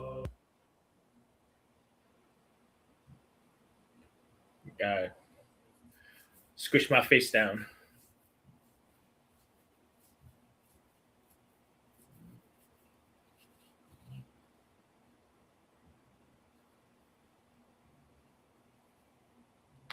Did you know the lion does not tolerate the Inquisition judging his sons? When Inquisitor Val entered the strategium of the rock, rosette raised, the unforgiven reached for blades. By authority of the Ordos, I demand confession, Val said. Your chapter keeps secrets. Lionel Johnson turned from the hololith, green cloak dragging like a shroud. Every fortress has walls, he answered. Mine were built before your order learned fear. Val swallowed. Even Primarchs are not above scrutiny. The lion's eyes hardened, ancient and cold. I was made by the Emperor's hand, fought the first darkness, and bled while your masters were dust. He stepped closer. Judge my sons again, Inquisitor, and you will learn why angels were made for war. Subscribe for the Emperor. Yes, we are now finally talking about the actual legions. We will not be talking about the Chaos Legions, though, because that is for another video. Suffice it to say, the Dark Angels were the first ever made Space Marine Legion. They were there at the fall when they were at the Battle of Mount Anorak. They were there when they helped kill the last of the Thunder Warriors. They are the ones that keep massive secrets. They are considered the most powerful and the most secretive of all the Space Marine chapters. Who are the Grey Knights? Nope, I'm talking about the Dark Angels. You missed the quotation. Sorry, I was being a father putting That's the kids fine. to That's fine. They have, like all chapters, they have, like all Space Marine chapters or the original legions, they were also been broken down into several legions, some of which is the Angels of Absolutions, the Angel of Defiance, the Angels of Doom, Angels of Redemption, Angels of Vengeance, Wrath, the Blades of Vengeance, the Bringers of Judgment, the Concentrators, blah, blah, blah, blah, blah. I'm not going to go through all of them. There's too many. The Dark Angels were trusted with many of the dark secrets of old night, weapons and technologies that, if given into the wrong hands, could cause massive amounts of devastations. They had the original virus bomb formula. They had men of iron in the many vaults of their home planet. But they also have a secret. Ooh. Their secret is that at the end of the Horus Heresy, half the Legion turned traitor and attacked the Lion when he returned to Caliban. Upon attacking him, his most trusted brother named Luther and him got into a mighty duel. They used such horrible weapons and technologies that they actually destroyed the entire planet, scattering what they are now called the Fallen across time and space, including except for Luther, who when they found him was blathering like a crazy person and in deep shock because he was abandoned by the Chaos Gods. They only found one significant chunk of the Caliban that was left, and that is now their fortress monastery known as the Rock. It's a giant space station that was hollowed out and transformed into a giant floating ship. The Lion structured the Dark Angels into two different wings. The Raven Wing, which handles more vehicles and logistics, and the Death Wing, who are the hard-hitting soldiers. What makes the Dark Angels particularly powerful is that it's their flexibility. They are more flexible when it comes to their doctrine in their battle formations. They have basically wrote the book on warfare. And now with the return of their Primarch, Lionel Donson, they are now a force to be reckoned with. In fact, Ezreal, during the battle of Wormwood, when he first saw the lion, he knew deep in his core, in the blood that runs through his veins, that man is my Supreme Sire. And as soon as he realized who he was, he immediately kneeled and gave penance to him. One of the biggest things that is the biggest flaw, in my opinion, with the Dark Angels is their hyper fixation on hunting down the fallen. 10,000 hyper fixation with what? Their hyper fixation of chasing down the fallen. They're Dark Angel Space Marines who turned traitor at the end of the Horus Heresy.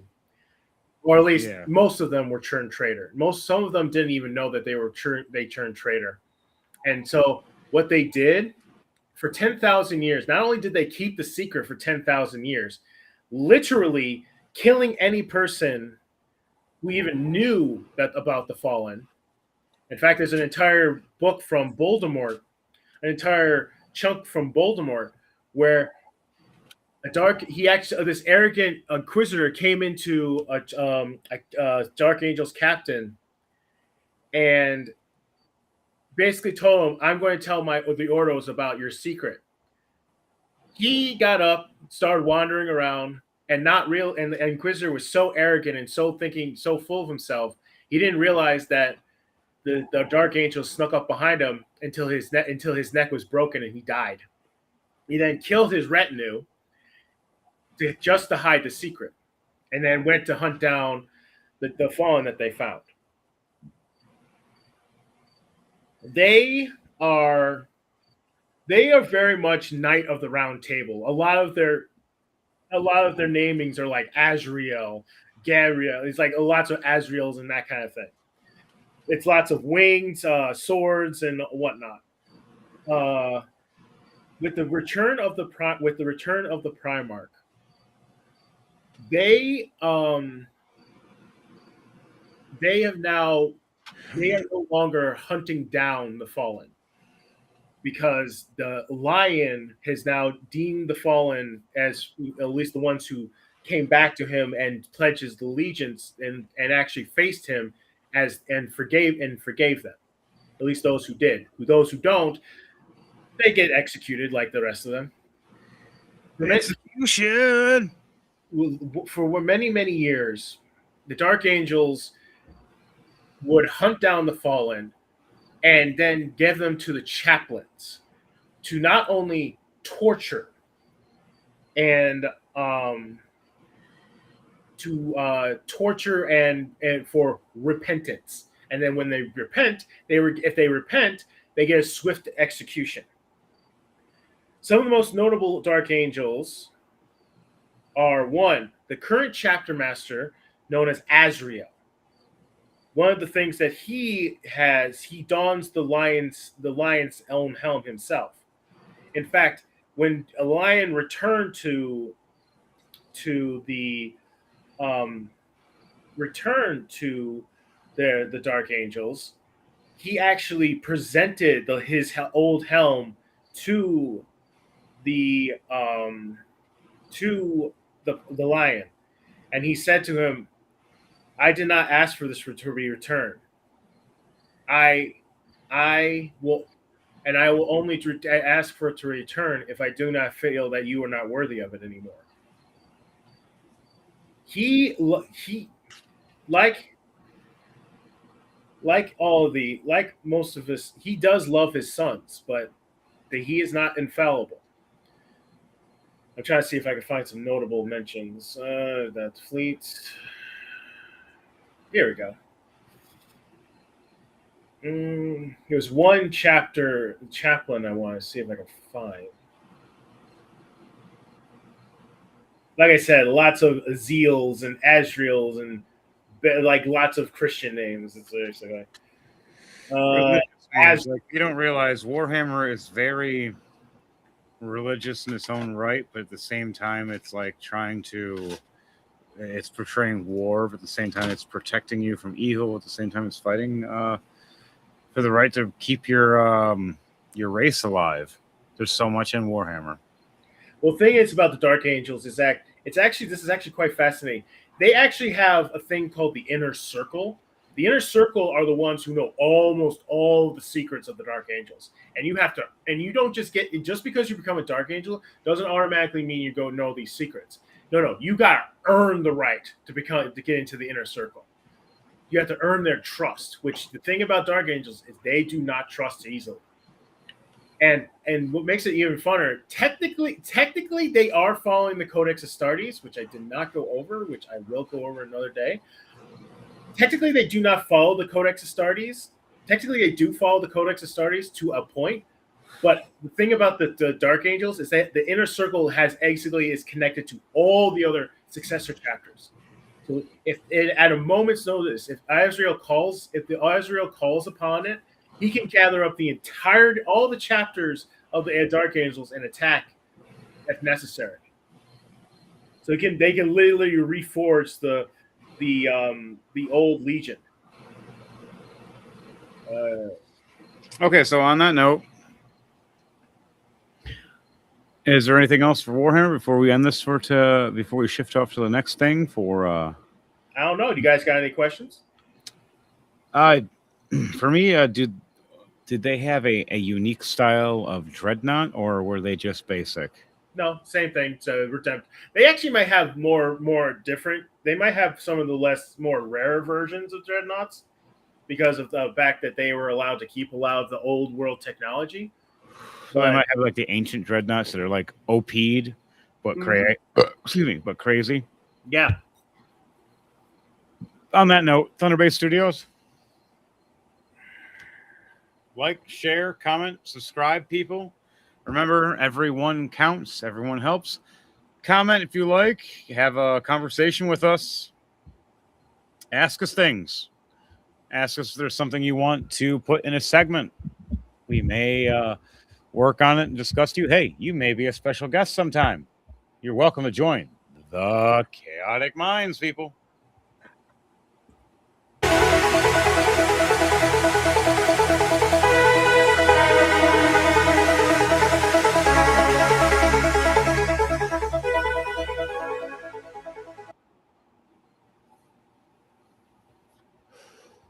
So, as you have the Democratic Party and the Republican Party, Democrats being donkeys and weasels, Republicans being elephants and rhinos. For the Purple People Party, for the people, by the people, of the people, we have the Free Brave American Bald Eagle, as well as the kooky crazy chaotic llama. Two different versions, as you state, as in political parties supposed to have two different type of animals for representation of their parts. We do too. The Free Brave Bird and the chaotic llama. On that, though, for the people, by the people, of the people, we believe in freedom of speech. We believe in term limits for almost anything involving government in any way. We believe in that you should be an American citizen to be part of our government official stuff. It should not be you're a foreigner. Nothing against it. You're voting for your rights, not ours. You're voting for your people, not us. You're not going what's better for Americans. We vote for America. Also, be an American citizen to vote. We lost Ives. No. Sorry, Ives. We're talking about political stuff, but maybe it's her phone died again. On that note, though, for how it goes, we have our term limits. We have it so you have to be an American for certain things, at least 1 to 2 generations. I would say at least 2 generations in to be American for this country, by the country, because you are Americanized.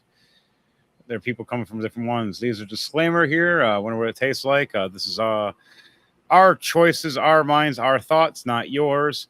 We also have it in our Purple People Party that we give proper votes. And yes, we do believe in voter ID, and you should have some sort of special identification or a regular identification that proves you're an American citizen to be voting in this country, let alone for other things. We don't need any more invaders because they're not people who are searching refugee anymore. They are invaders. We know because look what they're doing. On that note, Thunderbase Studios. Wow, I like that her last name is Miss Mace. Like, lady, I respect you for that because I'm known as the Hearts Mace. Let's just hope you're not going to ruin the mace in believing and fighting for love. I believe.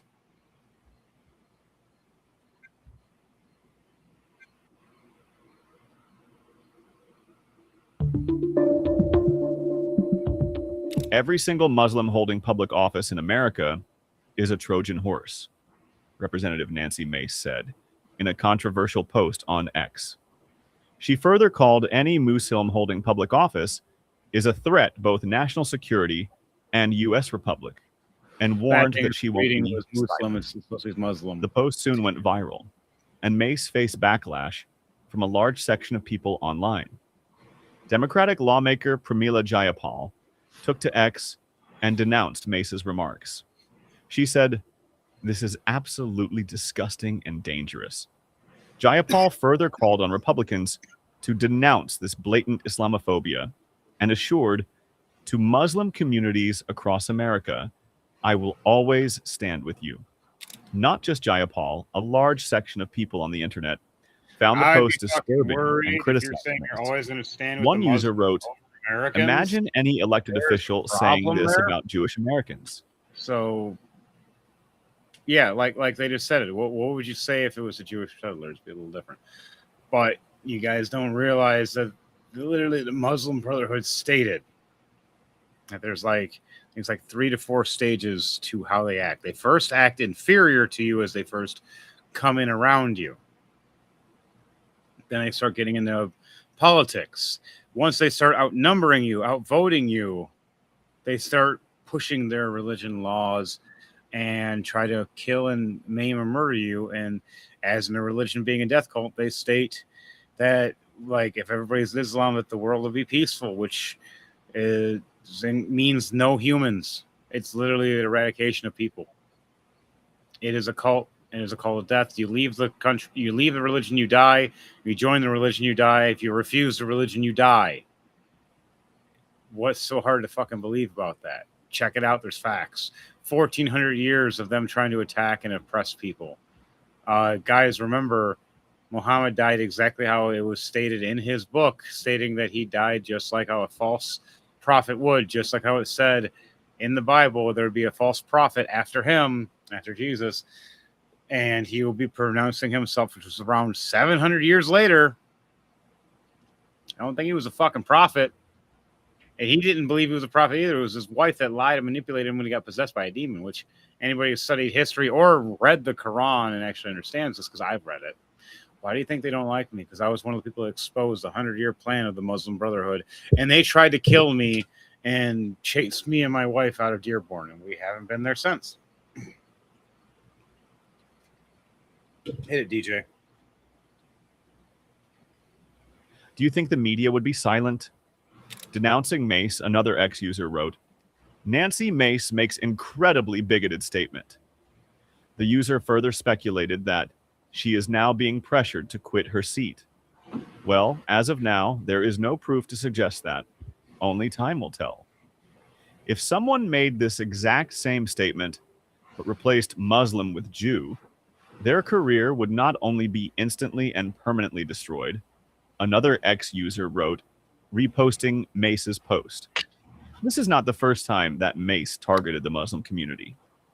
In another post on X on August 8th, condemning the 9/11 attack, Mace wrote, not even 25 years after Muslim terrorists flew planes into the Twin Towers, New York City is being overrun by the very people who want to see this country burn.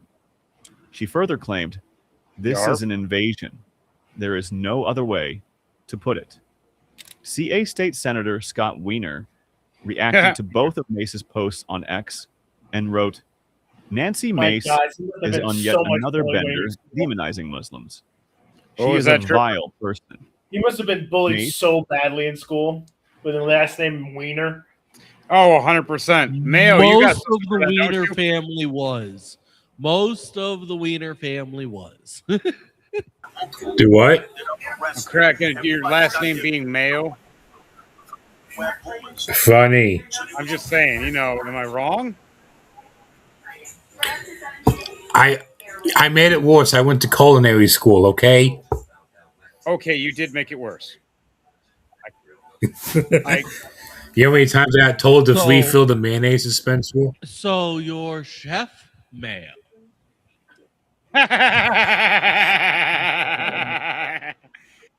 No, I was just in charge of refilling the mayonnaise dispenser, which took a lot of work. That makes it worse. That makes it way worse. Hey, you missed the container, Mayo. So you're Senor Mayo. It's nice and creamy. It's nice. Hey, it's fresh from the tap, so it's good. It's fresh from the tap, so it's good. Oh my god! You know, Mayo. Damn it! No, I don't know. I wouldn't trust the tap. You got me on that one. I can't say shit.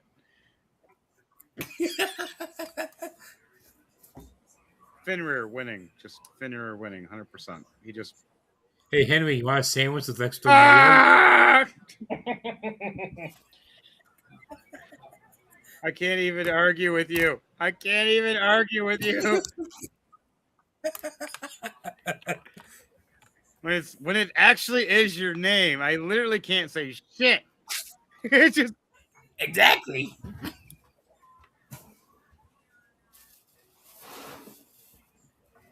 And see, now you can laugh at me and always replay it over and over again.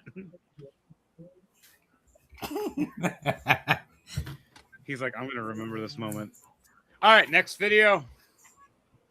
This Trump aide once slept in a women's locker room for a summer to be close to Trump. Her name is Natalie Harp, and Trump has barely been seen without her since 2024. Harp is a 35-year-old Trump fanatic and former OAN host who worked very hard to become one of the young, attractive women Trump surrounds himself with. In 2020, she was sharing her story everywhere. Trump saved her life with his right to try law, which she claims allowed her to get the experimental meds she needed. Despite all of the holes in her story, it got her a speaking role at the 2020 Republican convention. By 2022, the Liberty University grad had joined Trump's operation, hovering around him and anticipating his every need. She accompanied him on 4-hour golf trips, becoming the gatekeeper of information by printing out news stories for him, which got her the nickname Human Printer. He relied on her so much that he would demand time on his schedule to go over the stories. What Trump worshiper Natalie Harp printed out was the information he trusted. In the summer of 2023, she gave him a stack of papers to look through. One of them was a note she had written. It included her desire to make him proud, that he could cuss her out whenever she deserves it, and that she knows he cares about her more than anyone. I think she loves him more than Melania does. It was becoming such a problem that his staff tried to keep her away from Trump by not booking a room near him for the summer. Instead, she lived in a women's locker room so she could access it. By the 2024 election, she was writing his tweets out as they dictated them to her. Now she's Trump's executive assistant, traveling with him, carrying a portable printer for flattering coverage, helping post his social media messages, and controlling the stream of information that reaches him. Their closeness is drawing new scrutiny, especially since she was one of only a handful of aides who accompanied Trump on a secret plane switch, leaving Air Force One as a decoy for a while. Cropped it. That picture right there. Jesus, stalker. Stalker is one thing if it is, but no. But Henry, you don't have to add. See that guy in the video and the CNN, the guy with the long hair and the orange shirt. That's her brother. Even he thinks she's crazy. That's one thing, but still, he's opposition to her.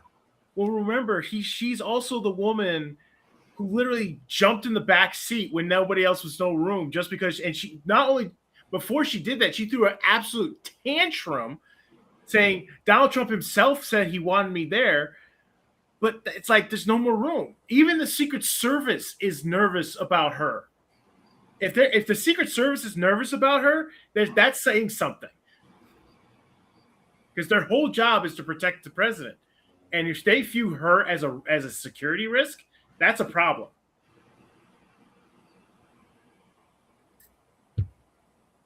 Like, they literally named her Binky. A nickname for her was Binky. I don't know.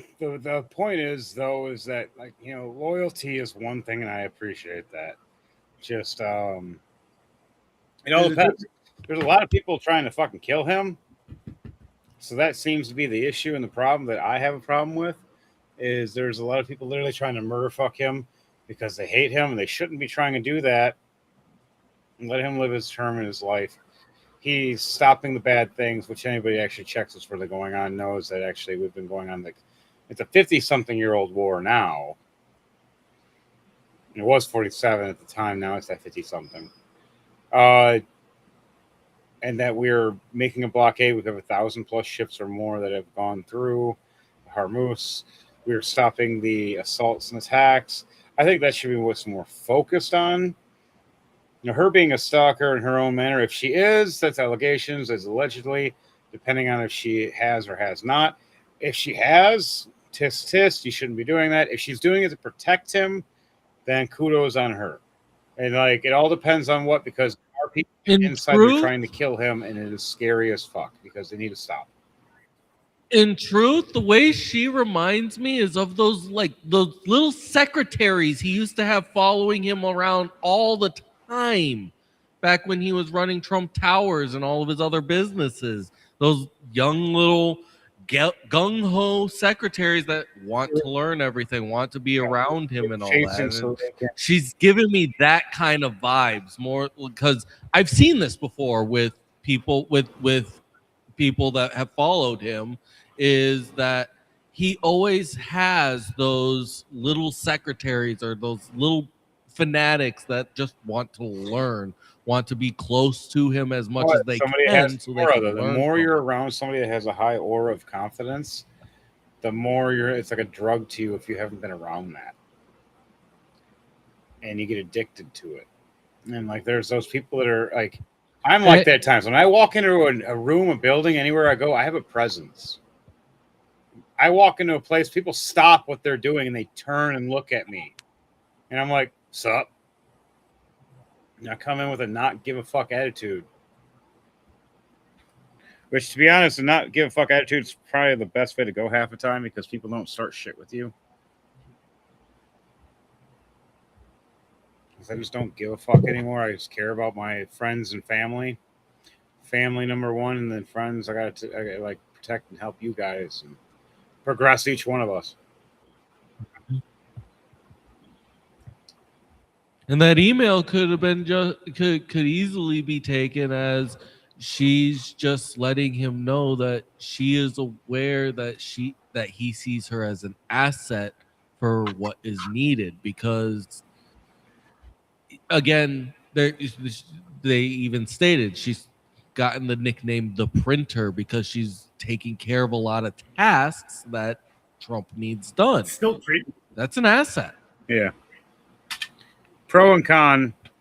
I think there's more to it. I mean, like, yeah, the way she worded it could have been done differently. I agree on that 100%. part. She could have That worded definitely it. should have been worded differently because that just sounds, as Trooper was saying, like creepy. It just doesn't sound right. It just seems like there's more to it than there should be. And that shouldn't be a thing. Aha, I figured it out. Oh. Hello, Simone. I'm excited to be here with you today. Today, we are going to be talking about a fascinating phenomenon, which is the collapse of Islam in the Muslim world. And a lot of people are unaware that Islam has had as bad of a time as Christianity has had in the West. Yeah, it's taking a beat. Proportionally, Islam is having a worse time in Muslim majority countries. Is it really? Speed of the collapse. So if you go from 2012 to 2014, all right? Okay. In Tunisia, you had 22% of people were secular. If you go to 2018 to 2019, so this is just less than a decade. Yeah, less than a decade later, it jumped up to 46%. 22% to 46%. If you go to Libya, it's 18% in the 2012 to 2014, 2018 to 19. It goes from 18% to 36%. Algeria, it goes from 13% to 24%. Morocco, it went from 4% to 22%. And in Egypt, it went from 3% to 18%. Now, I want people to understand that these are countries where you can be killed for deconverting from Islam. Wait, in which of these countries is that? Like, because I thought like caliphates only really existed in roughly like, okay, this is my uneducated, super uneducated.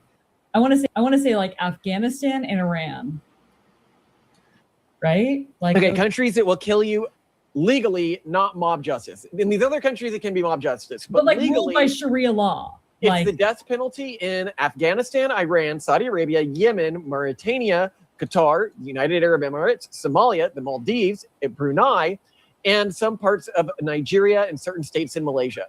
For what? For proselytizing Christianity or no, for deconverting? Yeah, because in their religion, How do they deconverting is a death sentence. It's not even a joke. In their religion, in Islam, if you are not part of their religion anymore, it says in their book, that's not a lie, look it up in the Quran, if you leave the Muslim religion, you die. They will kill you.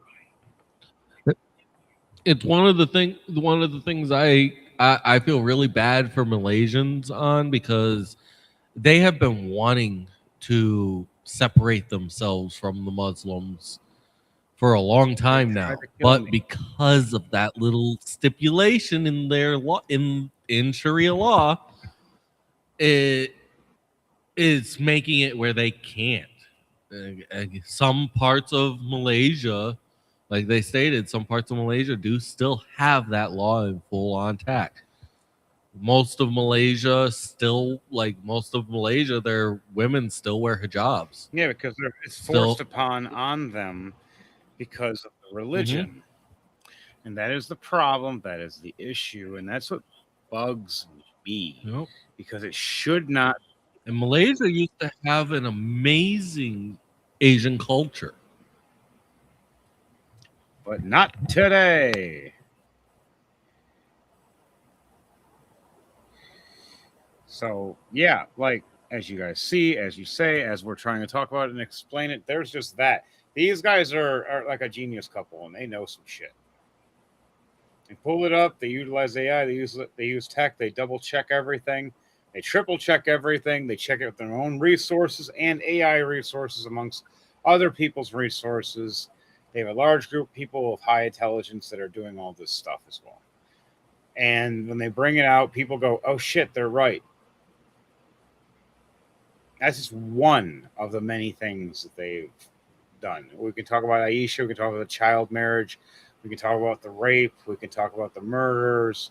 We can talk about where they have a thing in their book that says, "Oh Muslim, oh Muslim, there's a Jew hiding behind this tree or a Jew hiding behind this rock. Come kill him." It's in their book. Literally, it's in their book. They want to kill everybody that are like me and you guys that want to just call them out and that are freedom of speech. They don't like that. They don't believe in freedom of speech. Or the simple way of saying it, they want to kill all the infidels. They will use your laws and your religion against you to kill you. It's not a joke. It's real. I've studied it my whole fucking life. I have had to deal with it in real terms, in real time, because I've been assaulted and attacked in real time by these guys. So I get it. Not funny when you be assaulted. Hey, I get it myself as well. Yep. It's not cool, man. It's not cool.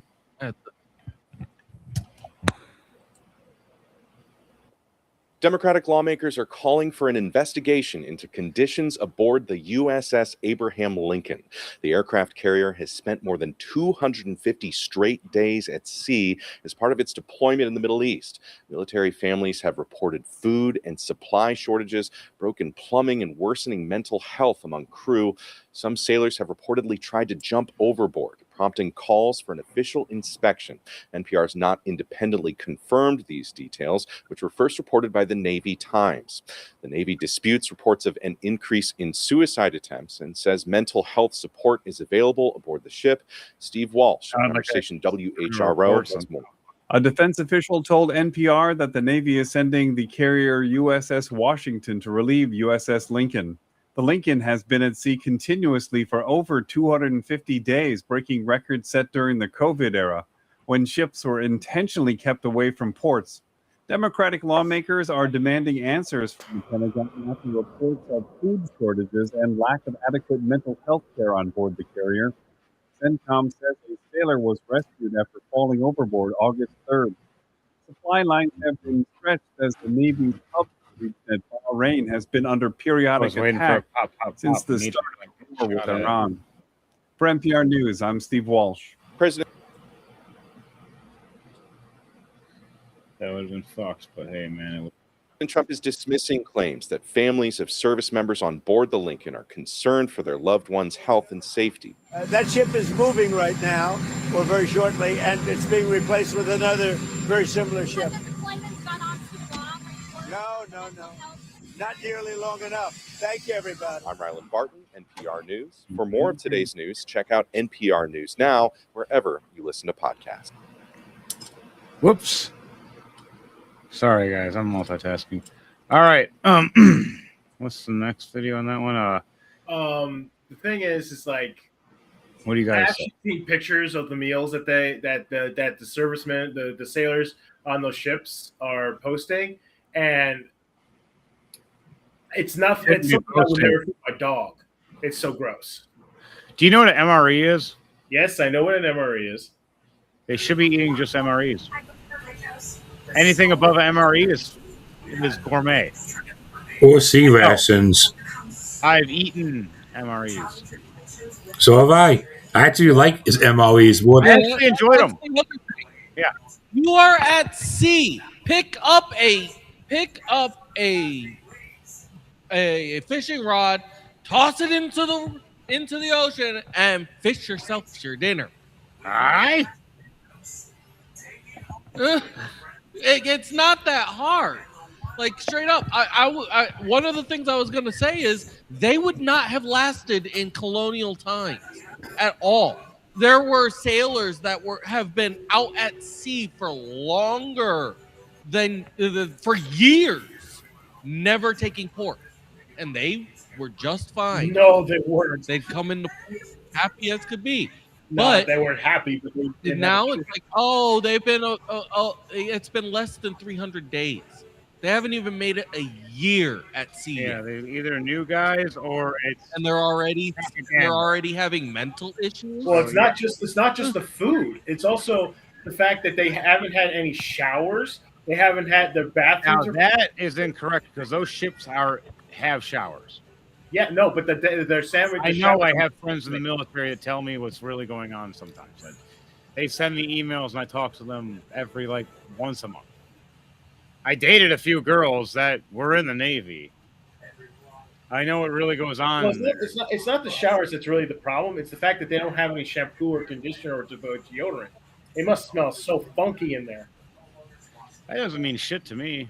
I don't care if you smell funky. If we're trying to survive, man, you can reek the worst you want. The whole point is to survive. We're working together so we don't die. Like that. I'm You're not trained covered. in You're not AROTC to covered. ROTC, and then I got sent You'll home with survive. issues Doesn't and matter how you problems and survive. health problems. So I get it, and I have friends that were military. I have friends that were there for years, and they came back, and I hung out with them. I trained with them, and every time they come back to America, I'd be working out with them, running miles with them, waking up 4 a.m., doing stretches and getting ready before the sun even comes up. We've already ran 10 miles before we work out for 3 or 4 or 5 hours, depending on what we're doing. Then martial arts training and knife training. I was their test dummy and their practice monkey. And then when they were done with me and kicking my ass, they'd go out back off and go and kill motherfuckers, and they'd tell me about it. I got a lot of homies that are still to this day. We talk every once in a while. We just go by our code names. Mine is just opening out because I'm not part of it. I'm the extension. I would be a private contractor. I would never be claimed as because I would never do stolen. I am just an American that just, if you pay me, I'll do it. But you got to be accordingly. But when it comes to this stuff, no. America first. And I believe our American soldiers are much tougher than that. They can withstand way worse. Maybe these are new guys. Maybe this is propaganda. I don't know. We have to check the actual statistics and facts. I'd have to look at the actual news reports, like the actual from the websites themselves, not just from the ones that have been in the middleman that change things and edit things before it gets to you. Those are my thoughts. I'm very big on pro-military and respect the military for the emperor. Like, I'm a big Warhammer fan. You're going to notice I'm a big military fan, too. Those are my thoughts. Yeah, because truthfully, the way that was making it sound like it was almost making it sound like our Navy is weak. And that's on purpose. If it was done by CNN, ABC, NSBC, they themselves have been doing it deliberately, doing false allegations of propaganda for a while. That's why they've been sued numerous times and proven to be wrong. So it may just be that in general. I don't know. We would have to look into it to find out the truth. And I am definitely down to look for it and find out the truth because it usually is the truth is much stranger than a lie. And that's what scares me about this world. Well, it's just more of just a failure of logistics. It's not Trump's fault for that. That would be the military I didn't themselves. say it was Trump's fault. I said it was if anybody's fault it is, it's Pete Hegseth. Because he's the head of the defense. He's doing good in his own way. Then that would be the command under him. Whoever's commanding the ship is the one you should be blaming, because they are the ones that have command. That would be the head of the Navy. I'm meaning the ship in general. Who's that? The Navy So the captain. themselves, Or whoever is the actual captain of the said naval ship that is having the complaints is the one that should be addressed to correct the error. If there is an issue, well, the thing is that the Lincoln is getting taken off the line.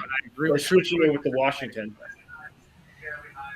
Yeah, but it shouldn't be getting out anyways, for the sheer fact that you should not be making America look bad during war. We should look strong during war. So the enemy goes, oh, fuck, we're not going to win. Because they're not going to win. Iran's lost. We're just finding the rats that keep saying and lying. That's the problem. There is no real leadership. Every time there's been a leader, it's been gone.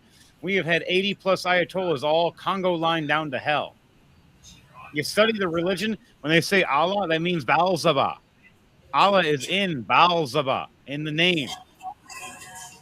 The Lord of Flies, the Lord of Lies, the manipulator, the child killer. like the one that sacrifices children. The same person that those in the Epstein files worship. And they sent some of the rock to Epstein, and it was at the Epstein Island.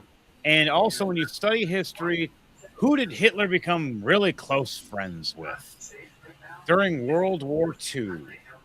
The Muslim leader that hated Jews, and that's around the time that Hitler started killing the Jews. It was originally just attacking anybody and everybody that wasn't a certain specific way. Then he focused directly on the Jews after he met the Muslims. He found out they had a 100-year plan that is about 70 years into play, almost 80 years into play right now. And in the part of their section, their first is to get into your politics. The second is use your laws against you and your religions and values against you. Third, to start being more aggressive and pushing, which is what they're doing now. And then the next section after that is start killing us. And Takia is played in all of it, which means to lie.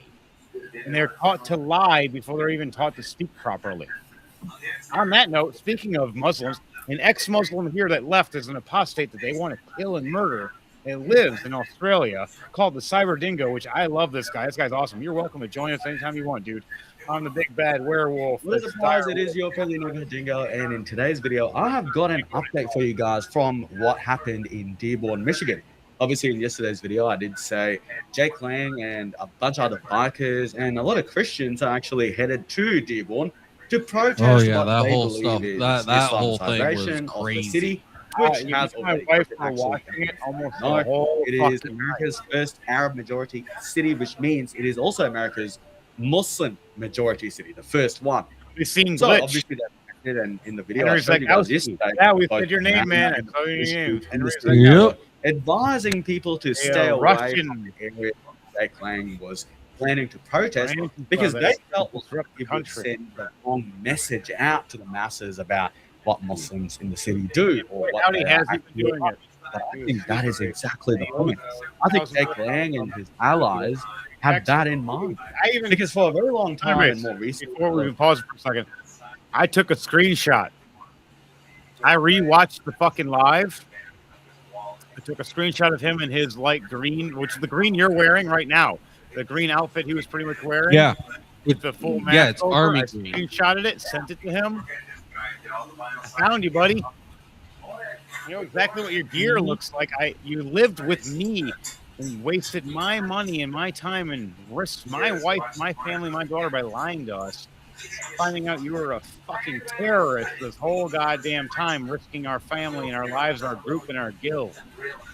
You couldn't have the balls or galls or gale or saying you're a real martial artist and say it to my face that you owed me money. You couldn't pay me back. I said it to your face saying you owe me money. You're not going to pay me back, and I bet you're not going to pay me back. And he's like, no, I will. I promise. I promise. I'm being a real martial artist, being a real man, this and this and this. You owe how many hundreds of thousands of dollars for child support, motherfucker? You did what to your ex and to your kids, and you murdered that one guy in fucking Ann Arbor? You're a murderer, a liar, and whatever else the fuck you are. You owe me money and you'll never pay me back. But I know you're going to threaten my life, but we're ready for you. I got 360 watch at all times, 24/7, motherfucker. Bunch of ex-military buddies, and we've been watching you. Get your fucking ass out of this country before we make sure ICE gets you out of the country. I'm just going to send ICE an ad. You mean your girlfriend? Or you've been secretly hiding this whole time? Fuck you. Back to it with Cyber Dingo unless Thunderbase has something to say. Effort has gone into whitewashing the image of Islam in the West and trying to sell it to the masses as something it is not. It is sold as this really weak minority religion that doesn't seek to gain power and just peacefully coexist within society alongside all other religions.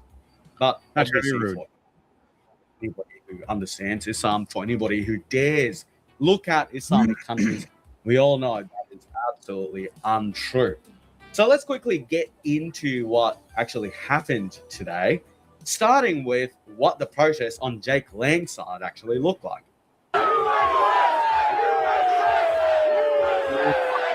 My wife watching every fucking minute of this shit. Different channels switching between them. Thunderbase was watching it too. I was cutting the grass while watching this shit. I missed a few spots.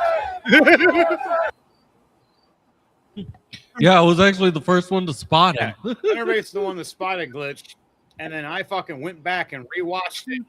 Screenshot of the part where they're talking shit with the bikers with fucking guns, which is really funny. The left saying anti-gun, and it's all Antifa with fucking rifles, pointing them at bikers and Christians and Judeo-Christians and American values, pointing at the American flag, saying it's not welcome.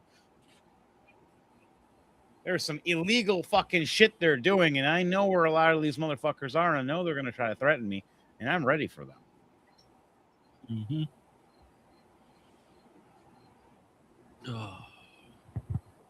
But on that note, let's hit the video. It's gotten crazy. Very, very, very, very.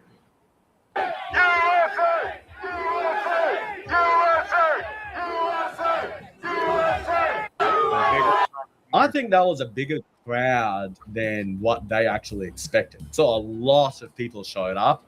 And yeah, Dearborn Muslims and the left, none of them were actually expecting such a large crowd to move all the way from wherever they came from to protest Islam. This is a very specific thing that they were trying to do. Now, this is obviously what they did not want you to see. What I'm about to show you is exactly what the mayor and the police chief were advising Muslims not to do, which is to turn up as counter-protesters and confront Jake Lang. Let's have a watch, and I want you to see exactly what these people are. I want you to see how bad this problem has gotten even in America.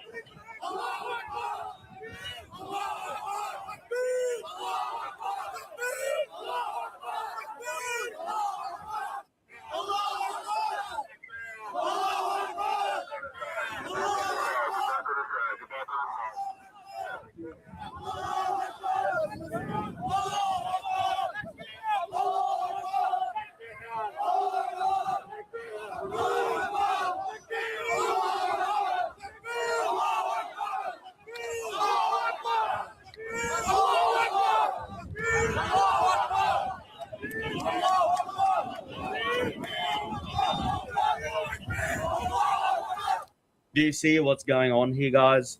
This is what Islamism looks like, the political version of Islam. Islam is able to essentially... I got a nice screenshot from this video, thanks to Cyberpunk Dingo. There's Glitch right there. There's him right there. Motherfucker. Henry Zykowski. Yep. You have to show it tomorrow, Henry. There's you. You fucking terrorist, Antifa fucking terrorist that trained people, try to take my teachings and use it for evil. You turned on and been on the fucking Muslim side. You're on the devil's side, Beelzebub's side. Allah is Beelzebub, not God, not Jesus. Beelzebub, the Lord of Flies. Study your fucking history. You fucking neo-Nazi, which you are a neo-Nazi that is actually self-proclaimed and stated yourself. You are a neo-Nazi, red laces and all. Don't matter how many people vouch for you anymore. You were a fucking liar. And I will tell you, you are not allowed at any of my shows. You are not welcome. You owe me money until you pay me back. I am not being silent, and I know where you'll be. The second you show up within anything of the distance of my place, I will know. We have been watching. I have people scouting your fucking asses. I don't trust you. You are not an American. You have warrants out for your arrest. The second a cop finds out who you are, where you are, you're gone. You're either in prison for fucking 20 plus years for the murder you did in Ann Arbor of that random guy jogging, or you're going to jail for terrorism. Or both. Most likely both. Trooper is right. Thank you, Thunderbase, for showing me that picture. Trooper, you're right, absolutely. Finrear, sorry you had to hear that. But yeah, he was a terrorist. Oh, I'm not excusing it. Some people are very good at hiding who they really He are. destroyed our fucking guild. Almost everything of our guild falling apart. It started with him. Everything was until he started starting shit. I gotta get going, guys. My kid's having a nightmare. Tell him I have maybe. Am I going to see you guys Sunday? Pull up something father and son. Distract him with the father and son thing. Maybe some Dragon Ball. Yeah. Are you guys going to be coming Sunday? Yes, I'm doing everything I can. I'll be there Sunday. Yeah, I'll be there. All right. Dom said he might need a ride. That's fine. If we need to, we'll talk about a ride. He can throw me some gas money, and we'll see. Just message me. Right. Talk to you guys later. Text us the address. Yeah, if not, I'll pick it up on Friday anyway. It's on the invite I sent you guys on Facebook, Henry. I don't have Facebook. The address is on the. He doesn't have Facebook. So you No, gotta do it through Discord, or at least send him the information through Discord, because Trooper only has two social medias, which is Discord and YouTube. Reddit. And that's it. No, just All YouTube. right, I'll talk to you guys later. Yeah. Well, YouTube too, if it counts as social media now. Yeah, it does Later, count as guys. social media now. Now you can text message and send each other messages and everything through YouTube as a social media. When did that happen? Uh-huh. You All right, social night. media. All right, Happened about 2 years ago, 3 years ago. Wow, I didn't know it. I didn't know about it until like 3 months ago, when my wife sent me something and it says you can talk to her and add her as a friend. I'm like, what? I mean the chat thing. Yeah, they made a share social media video- thing now. Share videos directly through YouTube. Yeah, because everybody always shared through so many different platforms. They made their own thing. All right, hey boys. Before we get ready to, And we did not have, huge outbreaks of infectious disease in my generation. People got measles, people got chicken pox, they got chicken soup, and, they died. There weren't people dropping dead all over from infectious disease. Yeah, and you know what happened to those people? They died. Wait, what? He's talking about the fact that about how his generation did we had chickenpox and the measles and whooping cough and all these other debilitating childhood diseases, and we came out just fine. It's like, yeah, except for the people who didn't. For everyone, is you have to understand the child death thing happened a lot, no matter what, depending on your own immune system's strength and durability. So with that and everything, with he had to go through a bunch of stuff, like literally cancer or like lung cancer or whatever, and it's fucked. I get it. I'm going through my own cancer, and it's not fun. I've been working my ass off, and I know my time's going to end.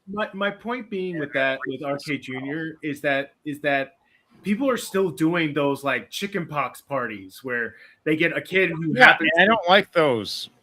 It's like, and then they deliberately expose their kids to chickenpox. I'm like, but at the same time, it does make you strong because it builds you up your natural immune system. As a kid, you can survive it. As an adult, no, not as much. Well, not just that, but it's also you run the risk as an adult. You still get the ability to get shingles, which is just a worse version of if you had chickenpox. Yes, I had chickenpox as a kid, and I risked having shingles as an adult.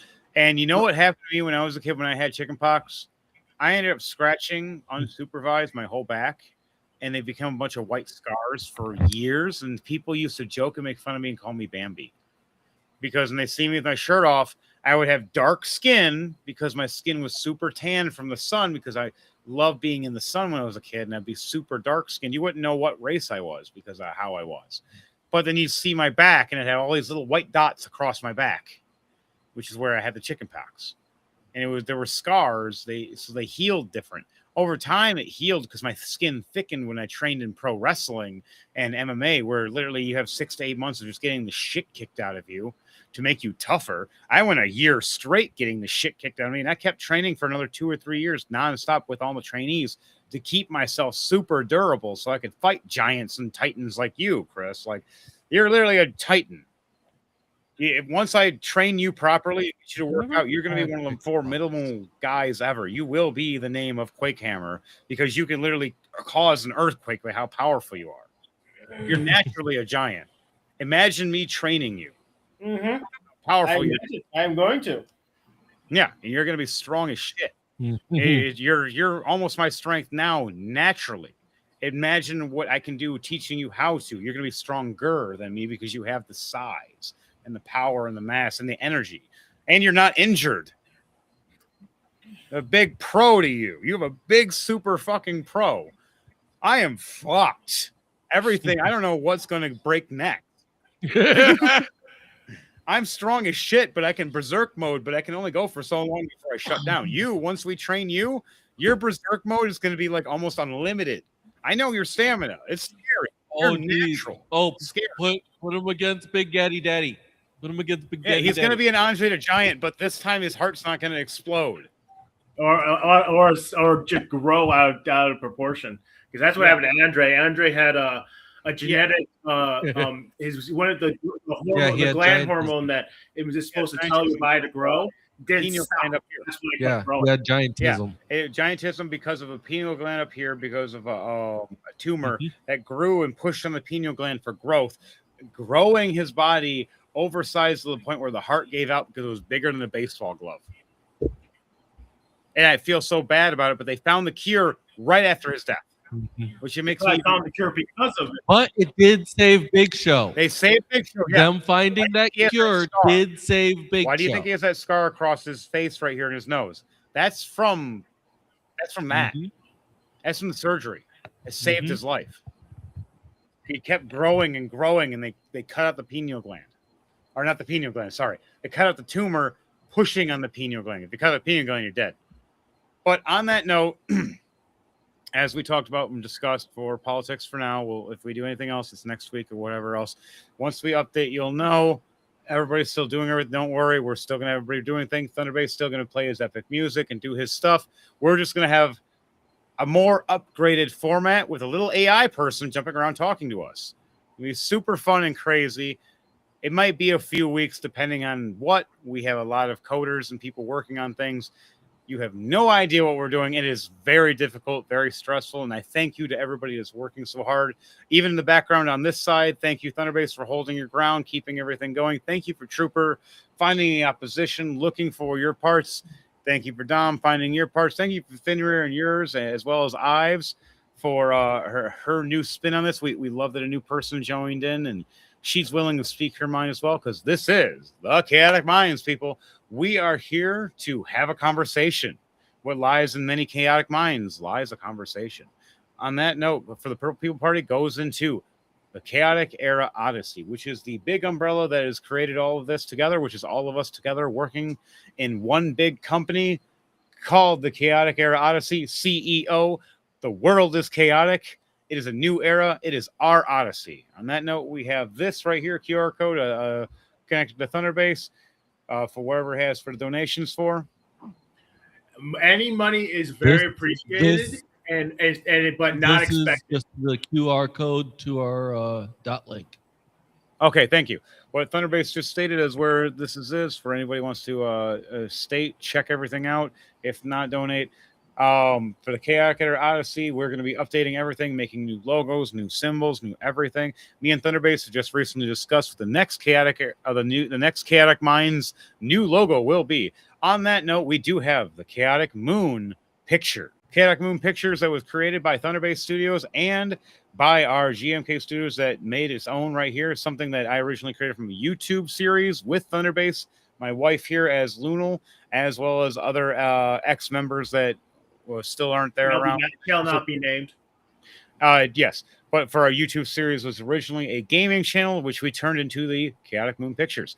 On that note, we have, speaking of, the Gray Mercenary Knights, GMK, which Finrear was here. He is the leader when it comes to the show host and when it comes to meetups and guilds, as I am the CEO that oversees everything, double checks, as well as we have Thunderbase, Trooper, and Llama, and Dom as well, and Lunal overseeing everything. Double checking and making sure for our stuff. We also have GMK Presents, which is now, we have to edit that for GMK Presents to now CEO Presents. We need to edit that later. Thunderbase Studios, if you're able to, let us know if you can. CEO Presents instead of GMK Presents, but it's for Dominant Visions. Because we've had our I am update. going to need him to send me that eye again. Just recopy it from here and just edit that one top part. You have enough room right there. You just got to screenshot this part right here. Let me know. If not, I'll help you do it later. On that note, though, Dominant Visions, which helps with our art and helps with Gridirons and Gridlocks for his own custom comic books that he is creating, that we are all voice acting and being part of, as each one of us is playing different characters, amongst other different stories that we are all going to be working on. If we go to the next part, please. Tune in on Sunday for the Rolling to Die podcast, 6 p.m. Eastern Standard Time, where us gentlemen, including some of the people who were on this show on the show this evening, will be playing a rousing game of D&D for a couple of hours. And Henry the Hearts Mace, as our DM, give us a big old wave there, is going to be, what is our story going to be this week? It is going to be a continuation of... Damn it, Thomas, you shut the hell up, you hooker. Give me 1 second, please.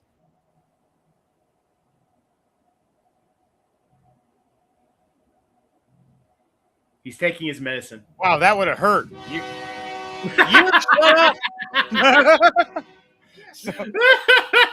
I'm going to yell at Thomas all I can until he transforms into a 3-trained mech, which I actually own. On that, though, for Rolling to Die, for our 2D campaign, we will be continuing the story as we have finally shifted from the Feyworld by Crom Tombcrawl and her squad of Ross, Edward Knight, and Kit Nephrom, as they sent them through the portal to get to a new town, which I have. Where is the town written? Frozen Docks. The coral town, Frozen Docks of North Side, where there's a south side, which is nice and summery. North side is nice and wintry.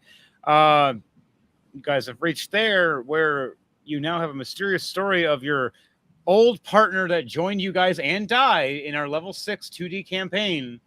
Valor the Chiefs Fucker is now Valor the Undead. Yes, guys, he was known as that. He is now the Undead. And he is now with Necro Queen, as they're going to have an undead marriage. And then they're going to be trying to hunt us down.